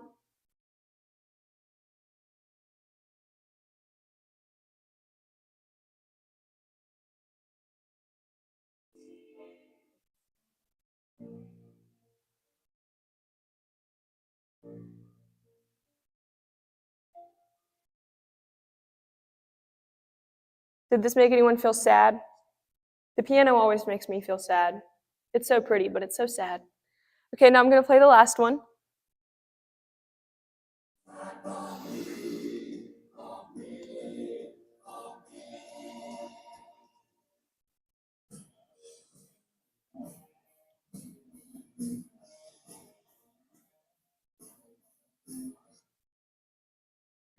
Okay, did it make anyone feel exhilarated? Okay, okay. So as you can see, that same song has 2 completely different feels from when it starts to when it ends. And I saw people raising their hands for completely different emotions as I was sort of naming some. So this is what led me to want to do a study in sound, how music makes a difference. So to start off, I'd like to talk about my research. When I first was told that I had to do a research paper, I was so confused. I was like, what can I research that is something within the music industry? Because when I think of a research paper, I think of STEM. So after talking to my senior advisor, Mr. Patterson, we came up with a topic of music therapy. So my original research question is, what type of music used within music therapy has the best impact? So when we went to UVA to start looking for sources, I couldn't find anything. I was stressing out because I was like, I don't know how I'm going to write this paper. It's going to be so bad. But there was one thing that I noticed in every single source that I found, and that was that personal preference was always mentioned.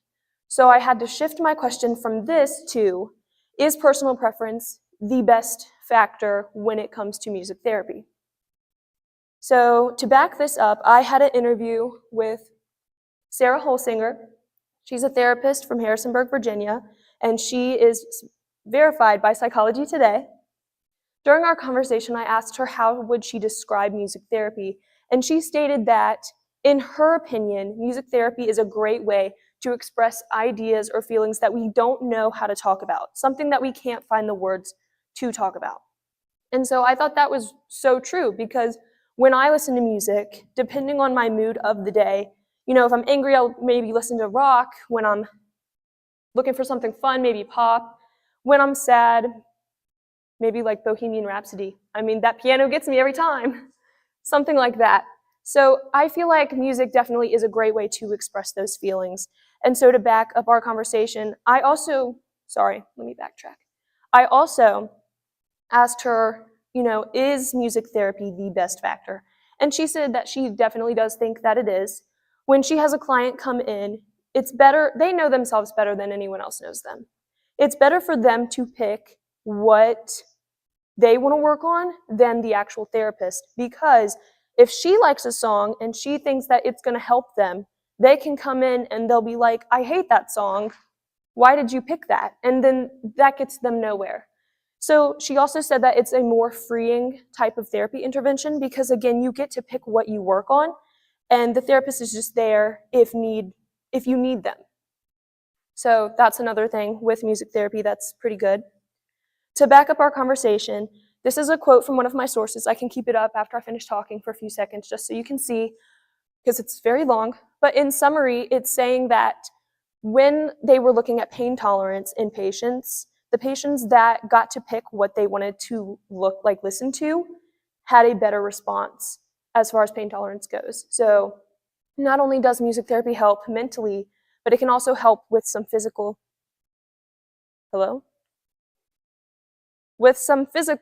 aspects as well. So, for example, there was one thing I was reading about, and again, with the pain tolerance, it said that it can bring it down. So I feel like personal preference should be a factor, especially in a clinical setting, not only just in therapy. And thank you. The batteries must have gone out. Anyways, sorry for that. Can everyone hear me right? Okay. So, in addition, did everyone get a chance to read this? Okay. In addition to my research, I completed a PLE.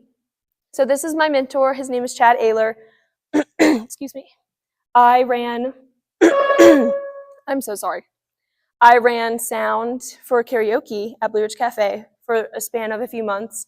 And he's the owner of Pro Sound Solutions. So that is the business that I ran sound under. They pretty much do anything you can think of. They do weddings, karaoke's, you name it, they're there. And so I worked with a soundboard because I've never been on the technical side of music. I've always been on the performing side. I can sing, I can dance. I can't tell you how to run a soundboard. I can tell you how to run this one, somewhat. It's very small in comparison to some of the other ones that I have seen, but you know, I can't tell you how to plug any of this stuff up, but it's a work in progress. So in the middle is the software that we ran karaoke with. It's Carafun. And then on the far right, we have a speaker. And so basically, I learned how to balance vocals and music. And so it was hard at first. But once you start to listen to it more, you kind of start to get a feel for it. And so another thing that really got to me with this is I can sing, I can dance in front of an audience, but you put me in front of one and expect me to talk, that's a whole different thing. So I had to call people's names up, and that made me uncomfortable. My parents urged me to try and talk a bit more to the audience, to try and make karaoke a bit more fun, and I just never could get to it because I didn't want to say the wrong thing, or maybe I was even scared to mispronounce names. I was like, if I mess this up, people are going to hate me forever, but that's not the case. It ended up going perfectly fine. So this definitely helped me to get better about really listening as far as balancing things out and really trying to get better used to talking in front of people. In addition to my PLE, I completed a community service portion of my project. Again, the same thing that happened with my research, I didn't know what I was doing when I was first told about this because I didn't want to just do a performance because that's what I always do. I wanted to do something different. So again, after talking to Mr. Patterson, we came up with a community concert. I think that our green commons are so pretty, and I've never really been there much because I don't feel like we hold enough events there. And so I knew exactly where I wanted to have my event once I came up with the idea. So this took place at the Green Commons. My event name was Guitars, Banjos, and Beats. And right here, this is the banner that I put up to advertise for it. Right there in the middle is some vendors getting set up, and then all the way on the right is the iPad that I used to run sound on for a little bit of my event. So for my event, I contacted a bunch of different vendors and businesses. One of the people that I contacted was the Stanardsville Independence Day Committee. They put on an annual event for the 4th of July called Red, White, and Blue and Green. It's a big hit in the town. I go every single year. It's so much fun. But they came and they fundraised for that. And then the theater department from William Monroe High School also came and fundraised for their musical and their one-act play. So in addition to getting vendors to come and fundraise, I felt like I wanted to do something as well. So I put on a 50-50 raffle, and the proceeds all went to the NICU at UVA because I myself was a NICU baby. So we raised about $500, I believe, and I'm just so thankful to be able to raise funds for that. In addition to this, we had 3 bands, one of different genres, and the first one is an alternative rock band called Dupe. The second one we had come play is called the Virginia Ramblers, and they were a bluegrass band who actually came out of retirement for my event. One of them is here today. One of the members is, but that's besides the point. So the third band that I had come out is Mad Max and the Groove Train Band. They are an 80s hits band who I actually have performed with before. And so it was so nice to have these different genres all at the same event because we had such a diverse group of people come out, because I had some older people, I had people that are my age come out, and so it was just so nice because, again, everyone has that different preference, and that can go back to my research too. Everyone has their own preference of what they like to listen to, and I feel like me choosing different genres also really helped my event to be more successful. As far as running sound goes, it was pretty complex. I mean, with karaoke, you just have the vocals and the backing track, so it's only 2, maybe 3 things if you have 2 people singing at once that you have to pay attention to. But with this, you have the vocals, you have the guitar, the drums, all the individual instruments, and I didn't really mess around with that too much because I didn't want to mess it up, but I did mess around with the vocals a little bit. Overall, I got pretty positive feedback from the event. I had a QR code set up at one of their booths, and so people just scanned it and filled out a Google form. So basically, a lot of people rated their experience as excellent or good, which I'm very grateful for. A lot of people said that they think that this event positively impacted the community. The music and the performances is the most, I guess, enjoyable aspect of my event from what people said. And then people also enjoyed the atmosphere and the community engagement. And again, back to what I said about the community coming together, it was just very nice because I got to see some people that I don't normally get to see too often. So that's always nice. The majority of people said that they think that more free concerts should be held in the community. Someone said that they don't know. I don't know. So a lot of people said that they are more likely to attend future events in the community, and I'm so happy for that because I would also like to attend more. So this is my community service mentor, Mr. Patterson. The reason that I picked him to be my community service mentor is because with my PLE, I was pinpointing, like I would always go to that one person, but with this, contacting so many different people, it was a bit tricky to figure out who my mentor could be, so I picked Mr. Patterson. And in addition, I will say I forgot to mention during my community service portion that I was trying to figure out how to get food at my event. So I reached out to a bunch of food trucks, and a lot of them said that they were already booked or just couldn't make it for some reason. So I finally had a food truck, and I was so relieved because the food was the last thing on my list that I had to get. But that did not last very long because 24 hours before my event, I texted them to confirm that they would be there, and they said that they would not be able to make it. So I had no food. I was freaking out. I didn't know what to do. So I reached out to a local business called Maybell's, and I told them my whole situation. And so the person that I talked to is Todd and Katie Sansom. They're the owners. I'm so thankful for them because right after I told them what was happening, they said, you know what? We got you. We're going to bring you some food. It's going to be great. And so they brought some delicious food the next day, and it was so good. And I'm just so thankful that they could be there to just step in and really help me with this.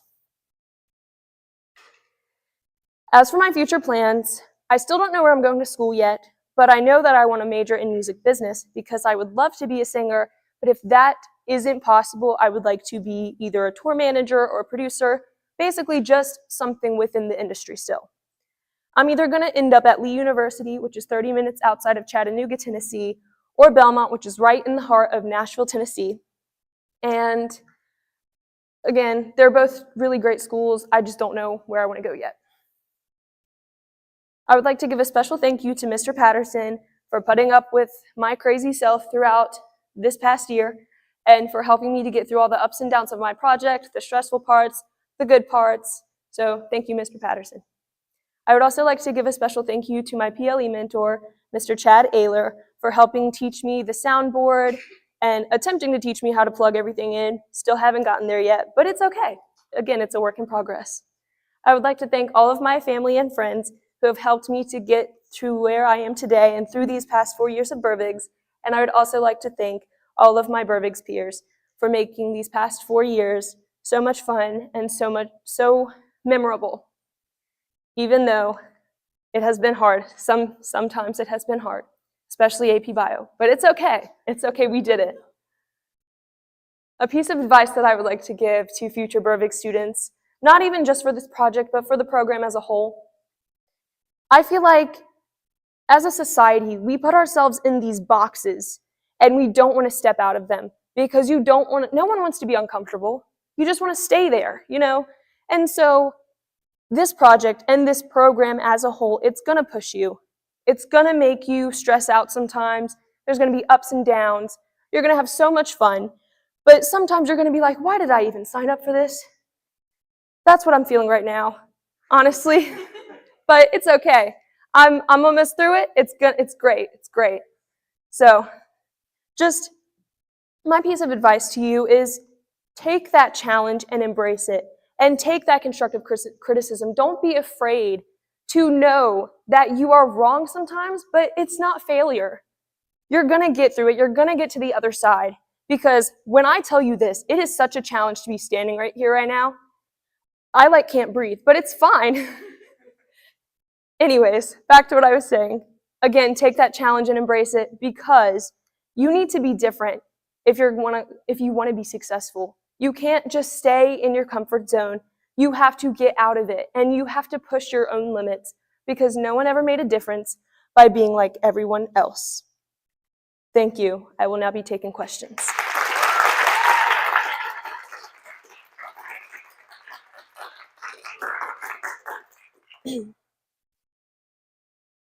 Yes. For your research, you talked about the impacts of music therapy on mental health. Have you found that there's any differential effects on the pediatric population versus population? I don't think there's really been any differences between age. I don't know if there's a reason for why some people prefer certain music over others.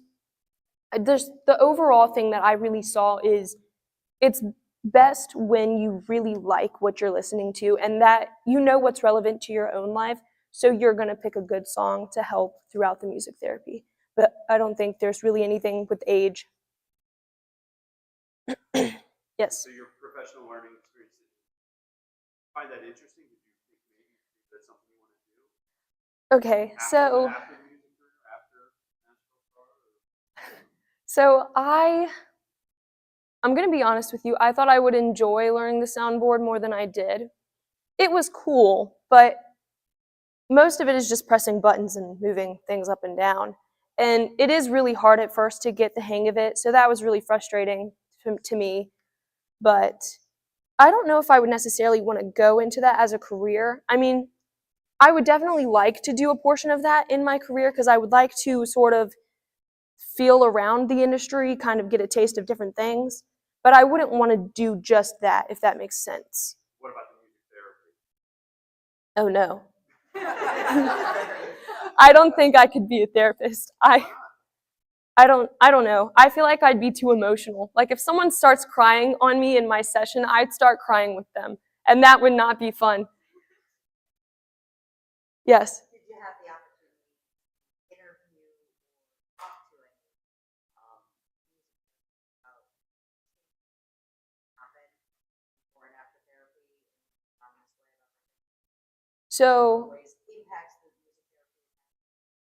therapy? well, I pretty much the only thing that I have to answer that question is during my search for like resources, I will say that resource talked about the physical aspect. But when I was interviewing Sarah Holsinger, most of what we talked about again is like the mental stuff.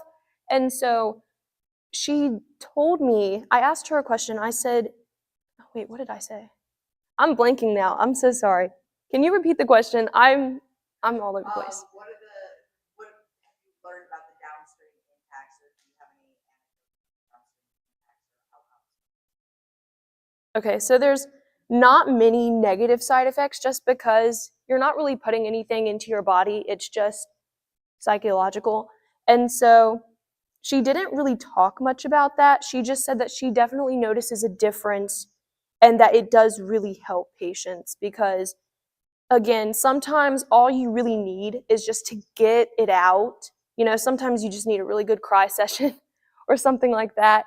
And it can really be beneficial just to tell someone about it, or maybe because when I'm upset, what I like to do is I like to sing.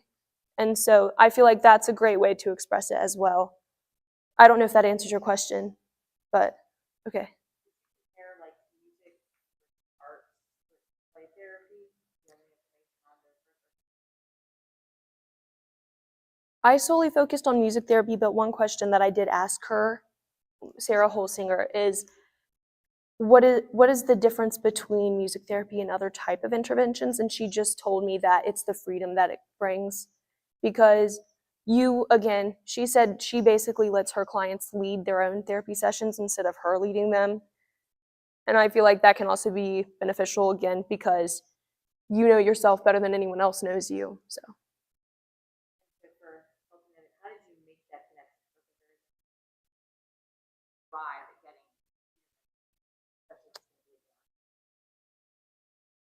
you mean how did I get to Sarah? how did you get to Sarah, and how advice would you give back if they have a question? How do they get to the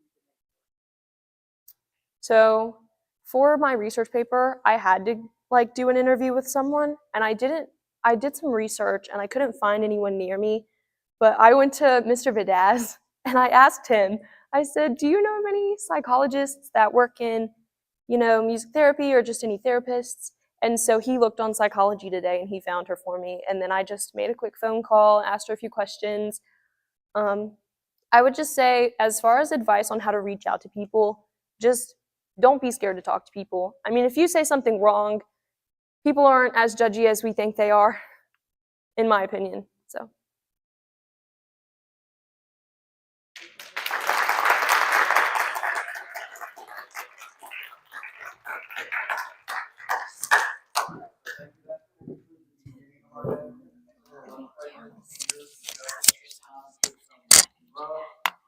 If you are available and would like to come back, we're going to start the last block of presentations around 12:40 this afternoon. So we're going to take a break until about then. Thank you all for being here for the call. Well, I need to give you guys like you up there in a row. Monroe at a time. You think y'all can handle it? I don't know. Oh, yes. Well, if you need to have to go and.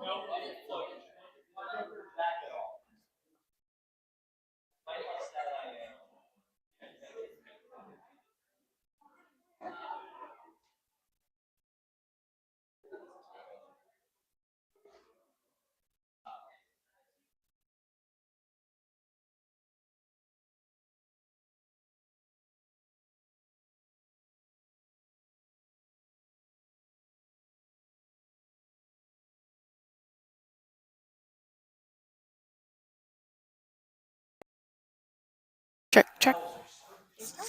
You ready? Okay, let's go right here.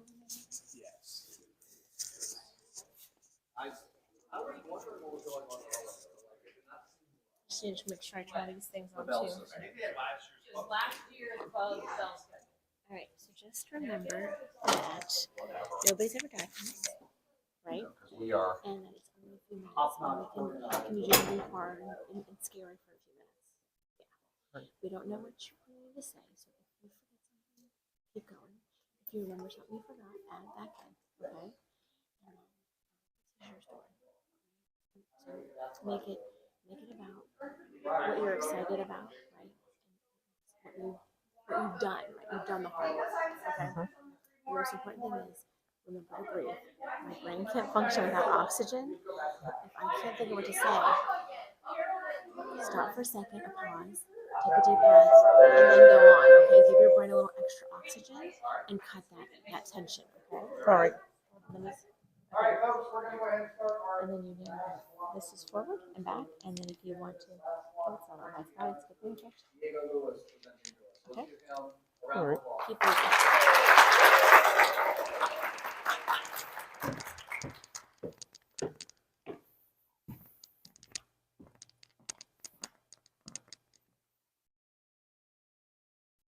We have made great advancements in the field of medicine to get to the point where we are today, having come from hard to prove, unscientific treatments of the past, now have cures to diseases that have long ravaged humanity, as well as preventative measures that we can take to prevent catching such diseases.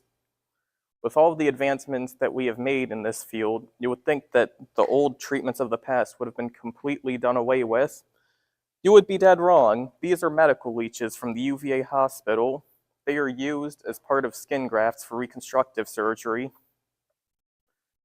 A skin graft is a process by which skin from a healthy area is taken and transferred to one with burns or other wounds in order to heal that area. The leeches are applied as they promote blood flow circulation as well as reduce inflammation. Another type of treatment that is still in use around the world today is use of the placebo effect. For the research portion of this project, I studied the placebo effect. This placebo effect is a medical phenomenon where when you think that a medicine is effective, it will be more effective. This also applies to medications that scientifically should not work as they have no active ingredients, such as sugar pills. During my research, I also researched its counterpart, the nocebo effect. This effect works very similarly to the placebo effect, but in an opposite way, where when you think a treatment is ineffective, it'll be less effective, and when you think it'll carry adverse effects, the adverse effects will be increased.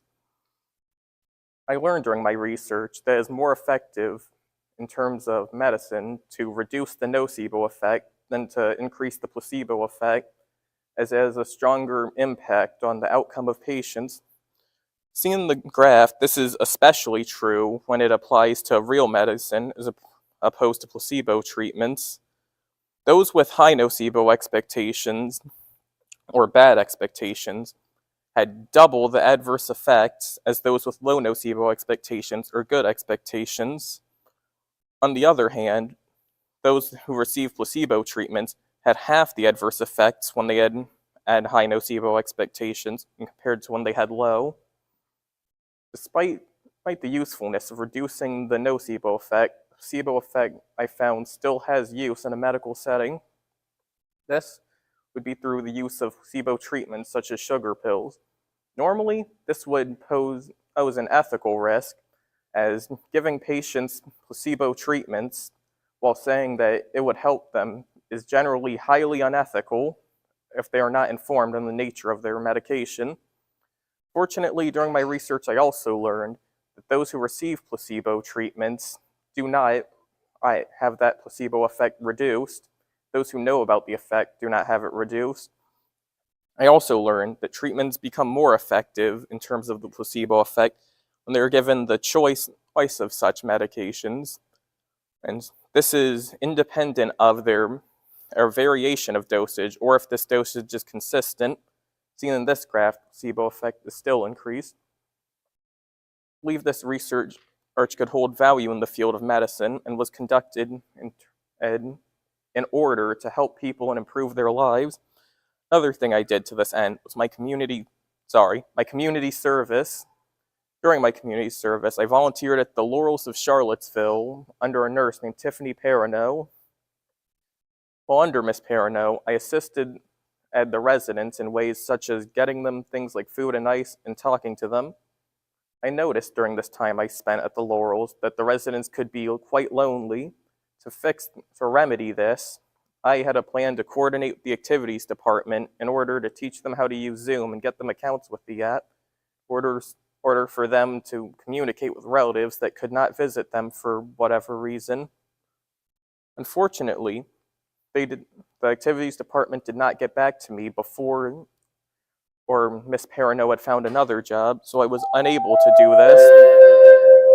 Despite this, I had made a lasting impact on those at the retirement home by talking to them and giving them someone who would listen and to what they had to say. This experience made me more interested in nursing homes and in the medical field in terms of careers. Despite this, I had always been interested in the medical field. My mom is a nurse, and I was always interested by her job. Despite this, I had realized that I did not know much about the job or what happened there. So when I got the opportunity to shadow one of her coworkers, a charge nurse studying to be nurse practitioner at the trauma unit at the UVA hospital named Nathan Hall, I jumped at the opportunity. While I was there, I learned about ongoings of the hospital, such as how they took different measures to stop the spread of diseases depending on what they had, such as use of masks and gowns, as well as their sanitation standards that included hand sanitizing between each room. This experience has made me a lot more interested in the medical field.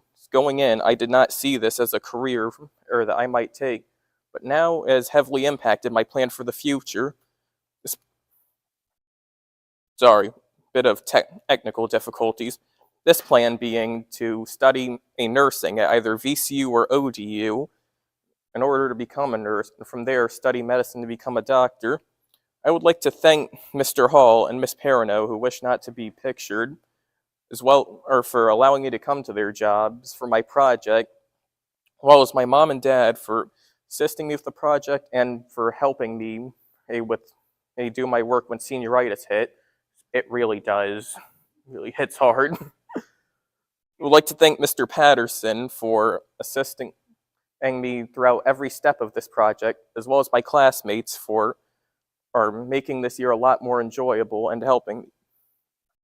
My advice to students of the future would be to not sacrifice too much sleep. Now I know that there's some nights where sleep is negotiable at best, but don't let that become every night like I did. It's not worth it. I will now be taking questions.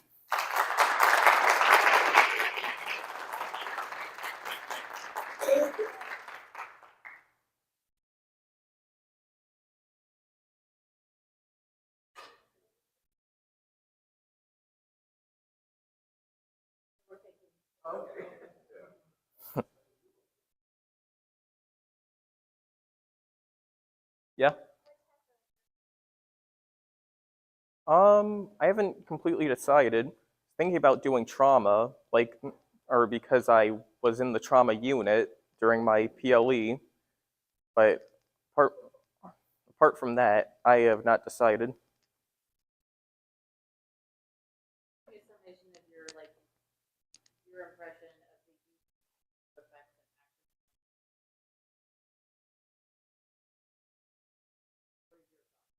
and And I believe that it could, what I was saying there, or what I think of placebos being used in experiments. What I communicated here today is that it had use in a clinical setting to treat problems that people in hospitals have. I know that they can't fix everything, but they might be able to reduce symptoms. And I've seen during my research a lot of use in it for things like pain. Something like a sugar pill before you try anything more serious for some conditions might be effective. So I really like your idea of working with older folks. I'm assuming that was a senior living center, right? Correct. About showing them how Zoom works. And so you said that you couldn't get that to work out? I could not. I think that might be something you might want to try again in the future. Because I think that, if people are there by themselves, I don't know, maybe now they have iPhones, but Zoom might be a good way for them. Is that an idea you came up with on your own? Partially. Okay. I was brainstorming ideas with, I believe, my mom, and during that, I had thought of that, was inspired by something else she had said. Okay. Well, that's good. I think that's a good idea. I think that's.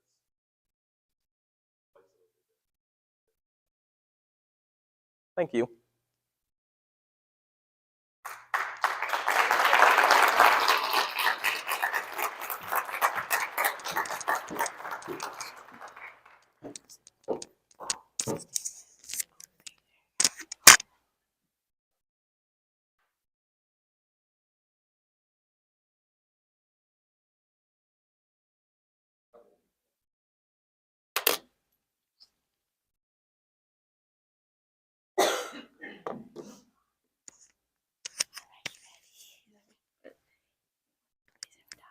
Yeah. Is right.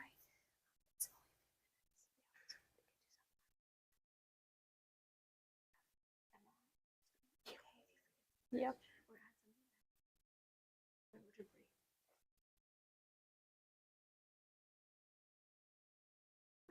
Just to take a deep breath.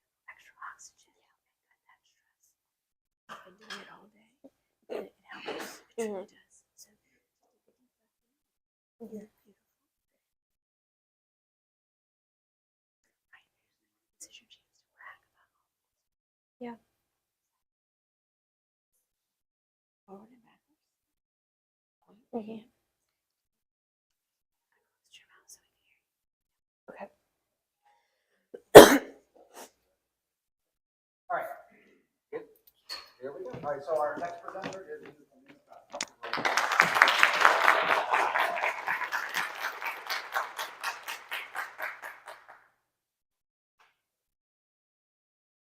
Matthew 12:25, King James Version.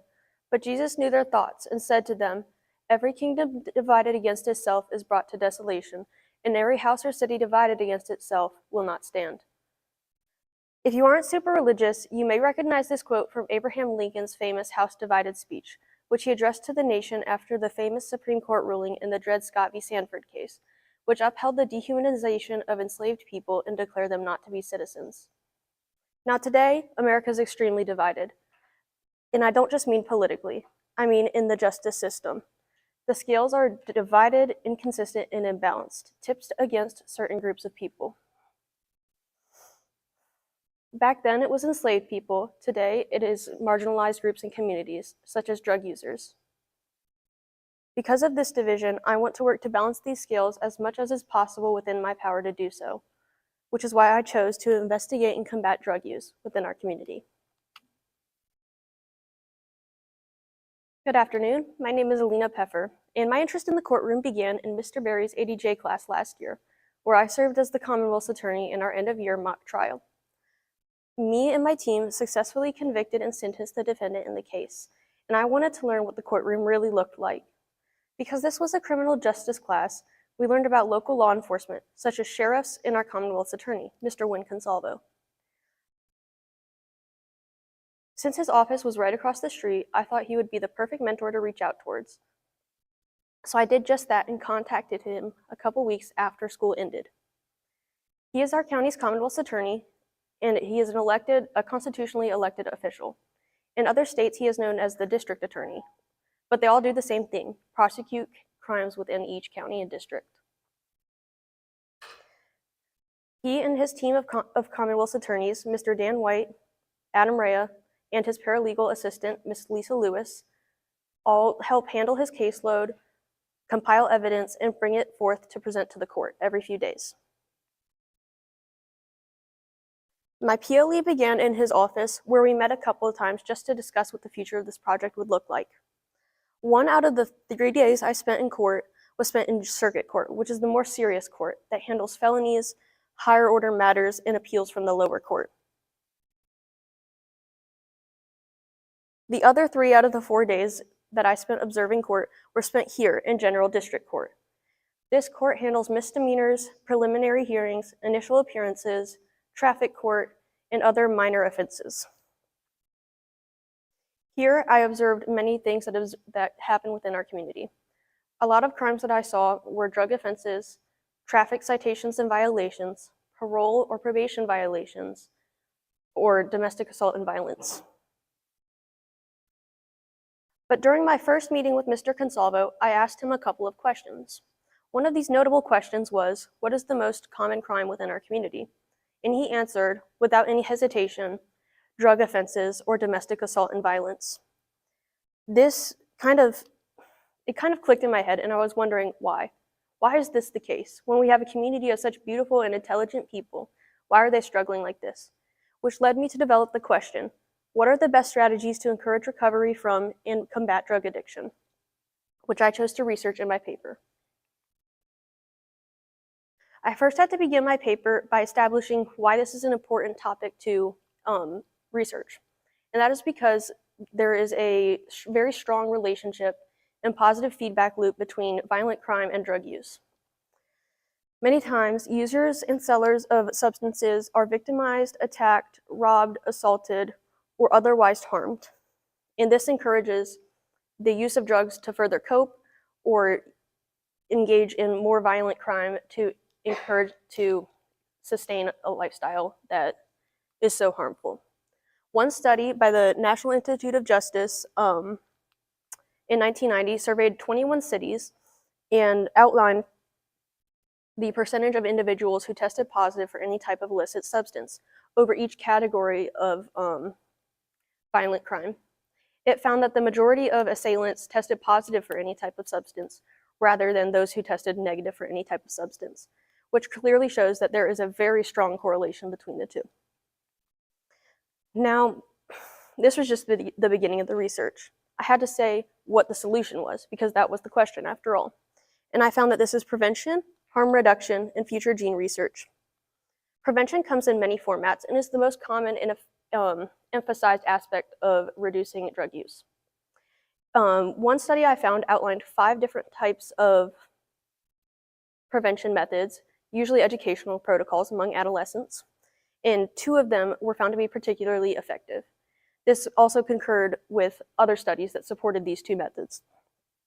They are universal skill-based teaching approaches for those who are not in a specific subgroup of risk for drug use, and targeted informational-based approaches for those who are at a specific subgroup of risk for a certain type of drug, such as alcohol, opioids, etc. The information-based approaches teach the youth about the specific dangers of the drugs they are at risk for using. It teaches them why it is bad for their body. But the universal skill-based approach gives teens problem-solving strategies and ways to say no to drugs that they may not have had before. While prevention is a very important part of combating the drug problem in our society, unfortunately, people are already using drugs, and we have to address that. And this comes in the form of harm reduction. Harm reduction can be either physical, in treatment settings, or in policies by the government and court systems. First of all, a very common type of physical harm reduction is distributed in kits in office and clinical settings.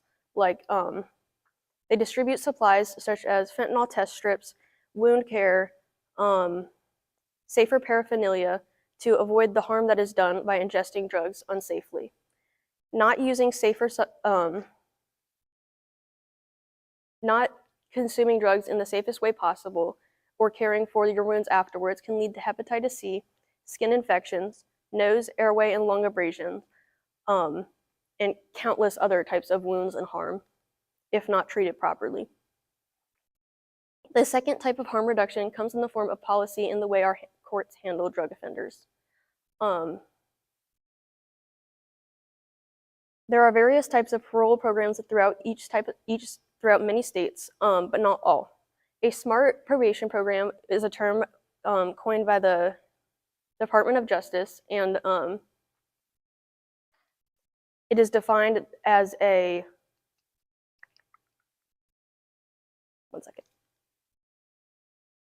as a state-based approach to handling drug offenders and their probation strategies. It is targeted to each state's needs and demographics. This includes the 24/7 Sobriety Project in South Dakota and the HOPE Project in Hawaii. Virginia, among other states, is examining legislation to create one of these programs, but does not currently have one. Another form of harm reduction in the form of policy comes as drug courts. Drug courts are courts that are specialized, such as traffic courts and juvenile domestic relation courts, but we do not have one in Greene County. Drug courts handle offenders in a way that encourages rehabilitation rather than the cycle of reincarceration, and it is an important thing to do. Greene County doesn't have one, but I think it will come in the future. Lastly, future gene research is really necessary to handle the way we manage pain with opiates, because there are a lot of people at risk for abusing opioids if they are mismanaged, and different people metabolize different opioids differently. Several gene polymorphisms are theorized to affect the metabolism of certain opioids. They are usually opioid specific, such as to codeine, morphine, fentanyl, oxycodone, etc. While these are not causal relationships, they are correlational ones and need to be established causally so we can screen people for these genes and know who specifically is at risk for metabolizing these opioids too fast. Metabolizing an opioid too fast causes a faster and more intense high that is more addictive. And so by treating users in opioid replacement therapy, an alternative form of a clinically manufactured opioid, such as buprenorphine or methadone, is administered and slows down the experience, making it less addictive and lessening the negative effects of withdrawal. I think that these genetic panels will be developed soon in the future to screen people for these gene polymorphisms once a causal relationship is developed. And it can change the way medicine treats and manages opioid administration for pain. Now, a lot of these solutions in my paper are not within my power to implement, but the way I can do this is through my community service in Bervigs. To do my community service, I reached out to a bunch of recovery sources locally and got nothing. So I reached out to the University of Virginia Volunteer Services. They then connected me with Miss Alana Baker, a counselor, a drug addiction counselor at the University of Virginia Department of Psychiatry and Neurobehavioral Services. She also operates a UVA crisis call center that anyone can call when they are in need, and it operates completely anonymously, and she runs sober social support group meetings. We met on Zoom a couple of times, and the first time we met, we brainstormed the ideas for my community service, which I had no idea what it was going to be. From there, we came up with this idea to create a pamphlet of substance use recovery resources. These would list various resources and references within our community that give people the resources they need to access higher rehabilitation and the needs that they have to meet before they comply with court orders and other recovery services. Now, my reasoning for including such a broad variety of categories, I included transportation, income support, educational resources, healthcare, all sorts of things that anyone can need, really. And the reason this is targeted towards drug users is because of Maslow's hierarchy of needs. People need to access basic resources such as food, safety, warmth, and shelter before they can pursue the higher order needs, such as complying with court orders or going to recovery. They have to meet the needs of survival before they can meet their higher order psychological needs. Many people think that people simply aren't willing to comply with court orders, but this is not the case. They often are not accessible. The treatments are often not accessible either due to financials or other personal circumstances, which is what I sought to relieve with this packet. I distributed them to the Commonwealth's Attorney's Office, both physically and in a digital format, a couple of weeks ago. My intention was to get it distributed to the court lobby as well, but there were a couple of hiccups. This should have been done 2 weeks ago, but the judge was very sick on the day I was supposed to meet with him, and one of my mentors had a funeral that day. And court was canceled completely. So the next week, which was last week, I was supposed to meet with the judge again, but they were really busy and they just couldn't meet with me because they had to catch up on all the cases from the previous week. So tomorrow, I'm going to go meet with the judge, hopefully one last time, and get this approved and put in their lobby. Because this all happened so recently, I do not have any impact statements or survey responses yet, but they have been published. I'm hoping to get some in the next few weeks. But I do have the endorsement of our Commonwealth's attorney that these are accurate resources, as well as from several other defense attorneys and his team of Commonwealth's attorneys. For my future plans, I'm going to be attending the University of Virginia for biochemistry. I want to be a forensic science technician when I'm older. I've always wanted to do something along the lines of criminal justice, but I think this is what I've settled on.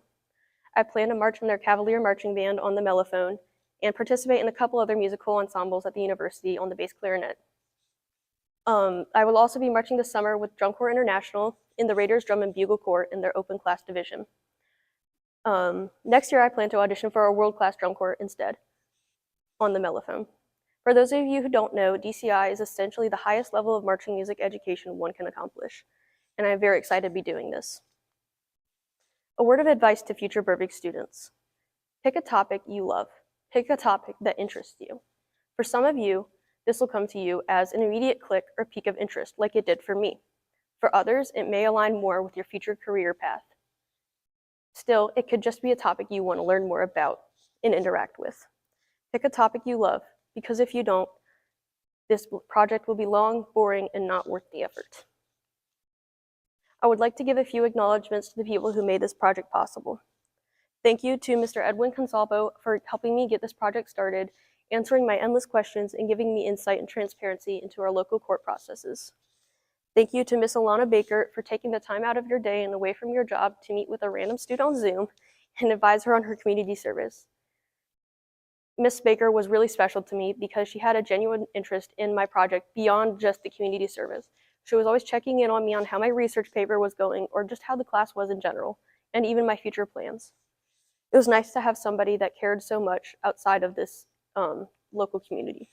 Lastly, a big thanks to Mr. Patterson for putting up with our class antics and just our craziness during fifth period, and answering my endless questions and guidance.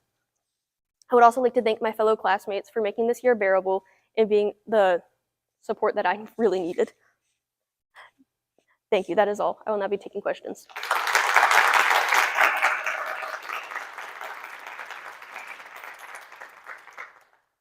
Where are they putting the pamphlets graded, and is there like a plan of just them being there or them actually taking them during cases?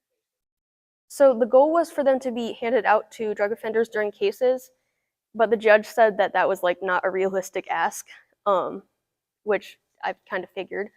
So they're going to be placed in the lobby of the Commonwealth's attorney, which they already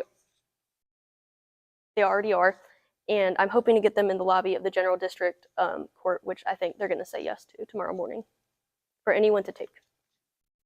Yeah. So, I'm going to ask you this, and then I'm going to follow up with it. Is drug addiction, is it a criminal matter, or is it a medical matter? Or opinion of that case kind of solved with the Commonwealth attorney perception on drug addiction at all? I don't think it changed my perception, but I think it gave me more insight. In my opinion, drug addiction itself is a medical matter, and especially on Maslow's hierarchy of needs, it's going to be on those lower tiers. But on the legal side, complying with court orders, that's more of a court matter. Like they're two separate things, in my opinion, but they interact. So what's the best way about it? I would say drug courts. That's something that our county really needs because I observed a lot of addicted drug individuals. Like there are people who couldn't even stop using marijuana. And I think drug courts would be really beneficial. I agree. Why don't we have them? Why don't we have one? That's a great question. I don't know. Is there a push for that? I mean, did you know? I know that it's successful in Monroe County. I actually know someone who's been through it. I'll So I was wondering That's a great question. I honestly don't know the answer to that. I'll ask around, but I No, really that's don't fine. know. I just, I mean, someone who advocates for Mhm. that, usually what you're advocating for. Absolutely.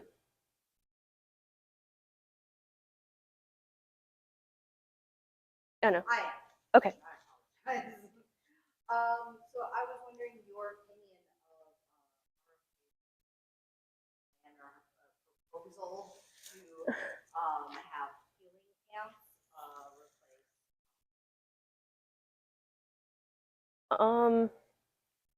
I haven't heard much about the healing camps, although that doesn't sound like a good idea right off the bat. I have heard about him wanting to like restrict SSRIs because they're more addictive than heroin.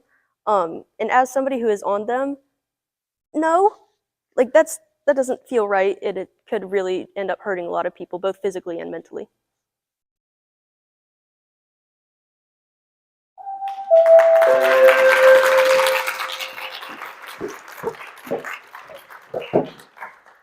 Thank you.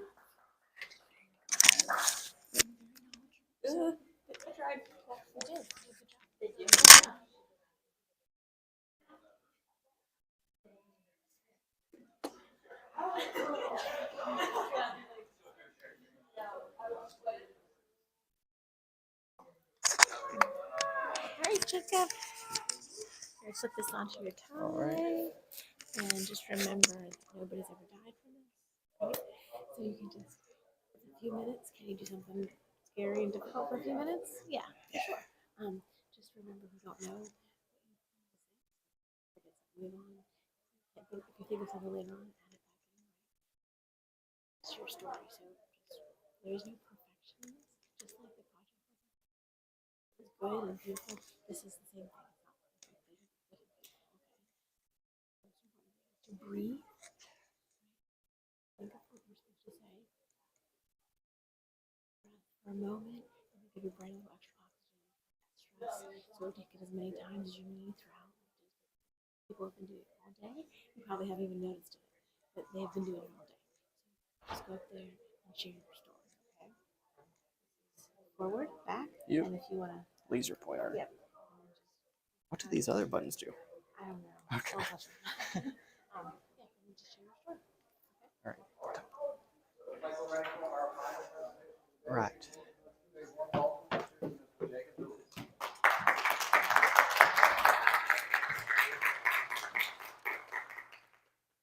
If you look up at this diagram here, there's one thing that's missing. It's the centerpiece. And now what could it be? It can be a drone. Drones have proven themselves to be useful tools because of their high speed and easy use. They can get places faster than a road vehicle, are easier to, well, don't even need a pilot, and all for much cheaper than a helicopter. This is extremely useful for organizations that don't have many resources. Hi, I'm Jacob Doolin, and I did my project on drones and emergencies. So why did I choose this topic? I chose this topic because of two things. I like drones, and I like to help people. The reason I like drones is because since I was very young, they've just always fascinated me. I mean, it's this little machine that fits in your hand and it can just fly. It was crazy. And then the reason why I like helping people is because I know it's the right thing to do and I like to do it whenever I can. For my PLE, I went on a long journey. It started out where I wanted it to be programming related. So I contacted 3 different companies that did programming stuff. One of them said they couldn't, and the other 2 never responded. Then I tried to make my PLE something related to drones. So I got the email of somebody in the National Park System from Riley Shiflett, and they knew someone who'd worked with drones. Unfortunately, though, that drone person was busy.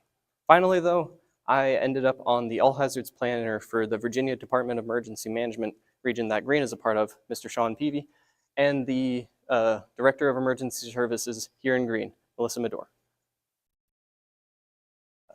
What is emergency management?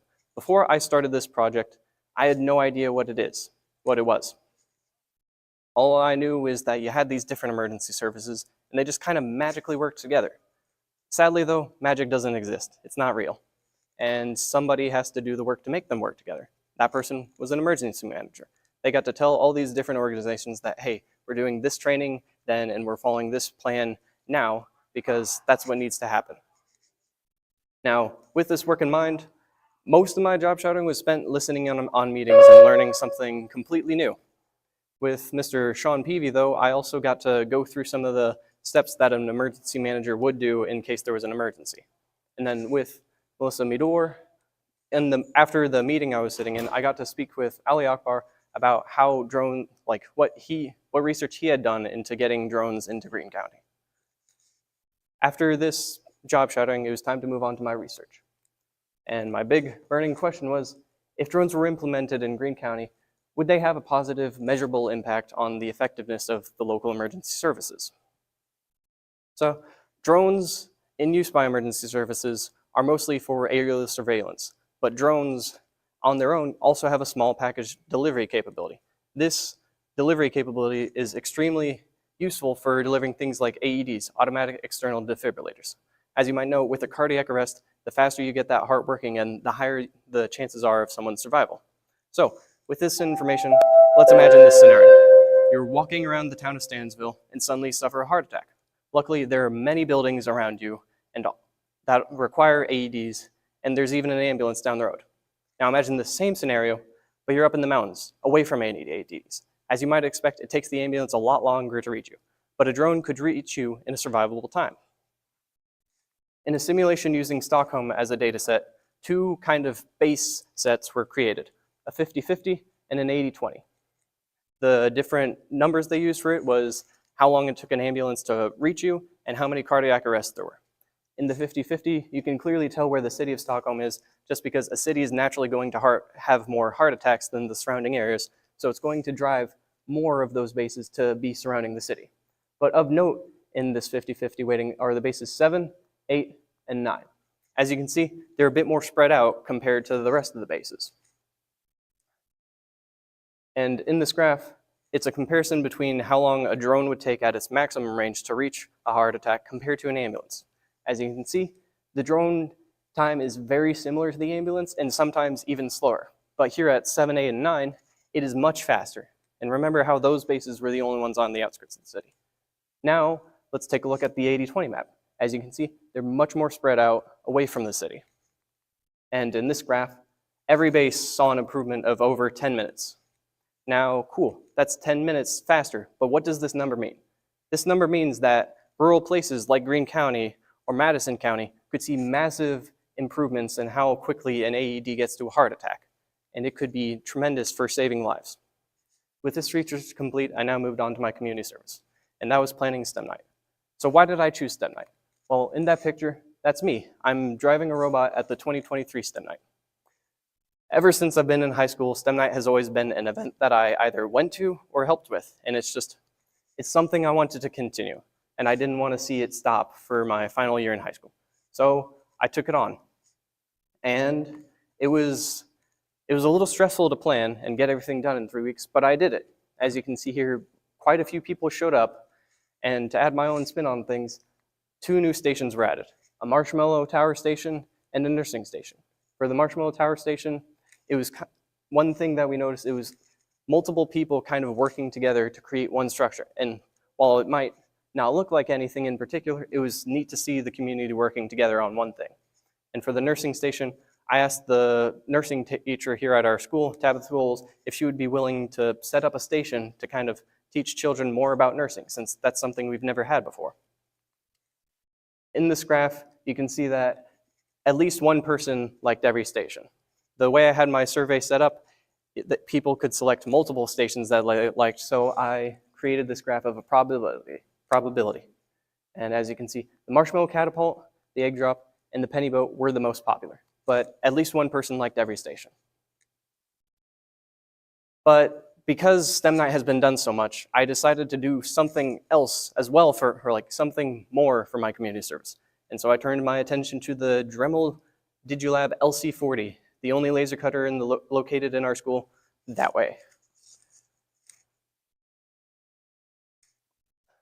Currently, for the laser cutter, as you can see in these pictures over here, there are some diagrams to tell you how to use the laser cutter, but they just simply aren't enough if you want to do anything that requires even a little precision. They provide very little information, and it's mostly just on how to maintain the Dremel, the LC40. And so to address this, I decided to write a short manual on how to use it. And in this manual, there are things on how to actually get all the files in there the way you like it, and how to even cut out a small coin like that thing right there. Now, I won't be able to measure the impact of this really because I plan on just leaving it in the Fab Lab for whoever needs it, but I hope that in the future, people will use it. And for my future plans, I intend on going to BVCC before transferring to a 4-year university, most likely for computer science. But along the way, I might decide that, hey, I want to do something emergency services related or try to be an air traffic controller. Throughout this course of this project, I couldn't have done it on my own though. I needed both my PLE mentors, Mr. Sean Peavy and Melissa Meador, to help me with my job shouting and teach me something I never knew before. I'd also like to thank Mr. Patterson for giving me a million chances throughout this project and pushing me onwards to this day. And for my community service, I'd like to thank Mr. Wimmer and Miss Lamb for helping me put together STEM Night in just 3 weeks. I'd also like to thank all my classmates for just being there, constantly prodding and having a good time during 5th period. And my parents as well for supporting me throughout this project. I'm now open to questions.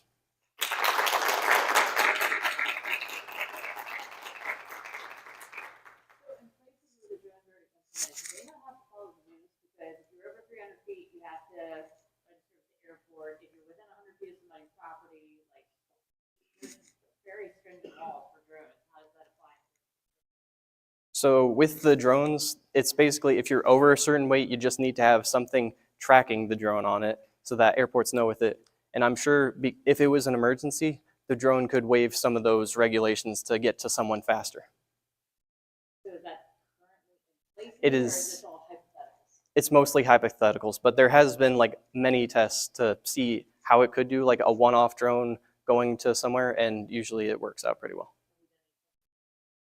I don't believe we have done any testing in green, mostly because you need a drone for that, and drones are expensive.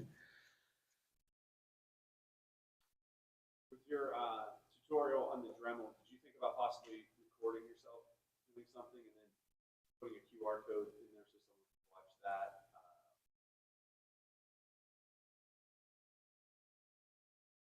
I did not think of that, but that is an amazing addition that I will add.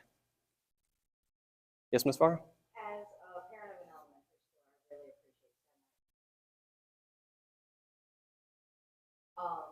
Is there any way possibly leave a note to the potential next person that it'd be great if it was not right on top of the elementary school's Title I STEM event, or even possibly if it was on top of it, literally the same night, so you could do all of those activities, because my daughter fascinated with game drop and everything else, but I know that your turnout was probably affected by the fact that you did it with it. So I plan on leaving like a kind of Google Drive with all of the resources I had for STEM Night, and then I can also add that into like a little doc of notes. And maybe even hooking up with the elementary school to coordinate the event, Mhm. Yeah. Are you concerned about if emergency services starts to use off the wall? Concerned about surveillance, police entities, law enforcement entities using surveillance that violates the Fourth Amendment? Now, Or, just speculate on that. it's definitely an issue with drones, but like in my personal opinion, I feel like the benefit you could get from that outweighs the chance of somebody's getting like a picture of somebody's lawn being taken.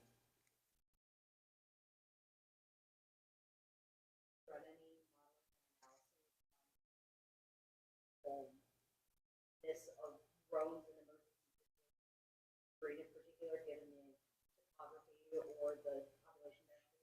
I was hoping to do that, but I was unable to find any kind of information on cardiac arrests that happen in Greene County. Although I did look at a map of Greene and used a measuring tool to find out like if there was a drone base here with 10 kilometers of range, how much of Greene it would cover. And I feel like it was a pretty substantial part of Greene. Obviously, if it was stationed where the EMS station is, it couldn't reach like really the outskirts much, but it could cover a majority of Greene.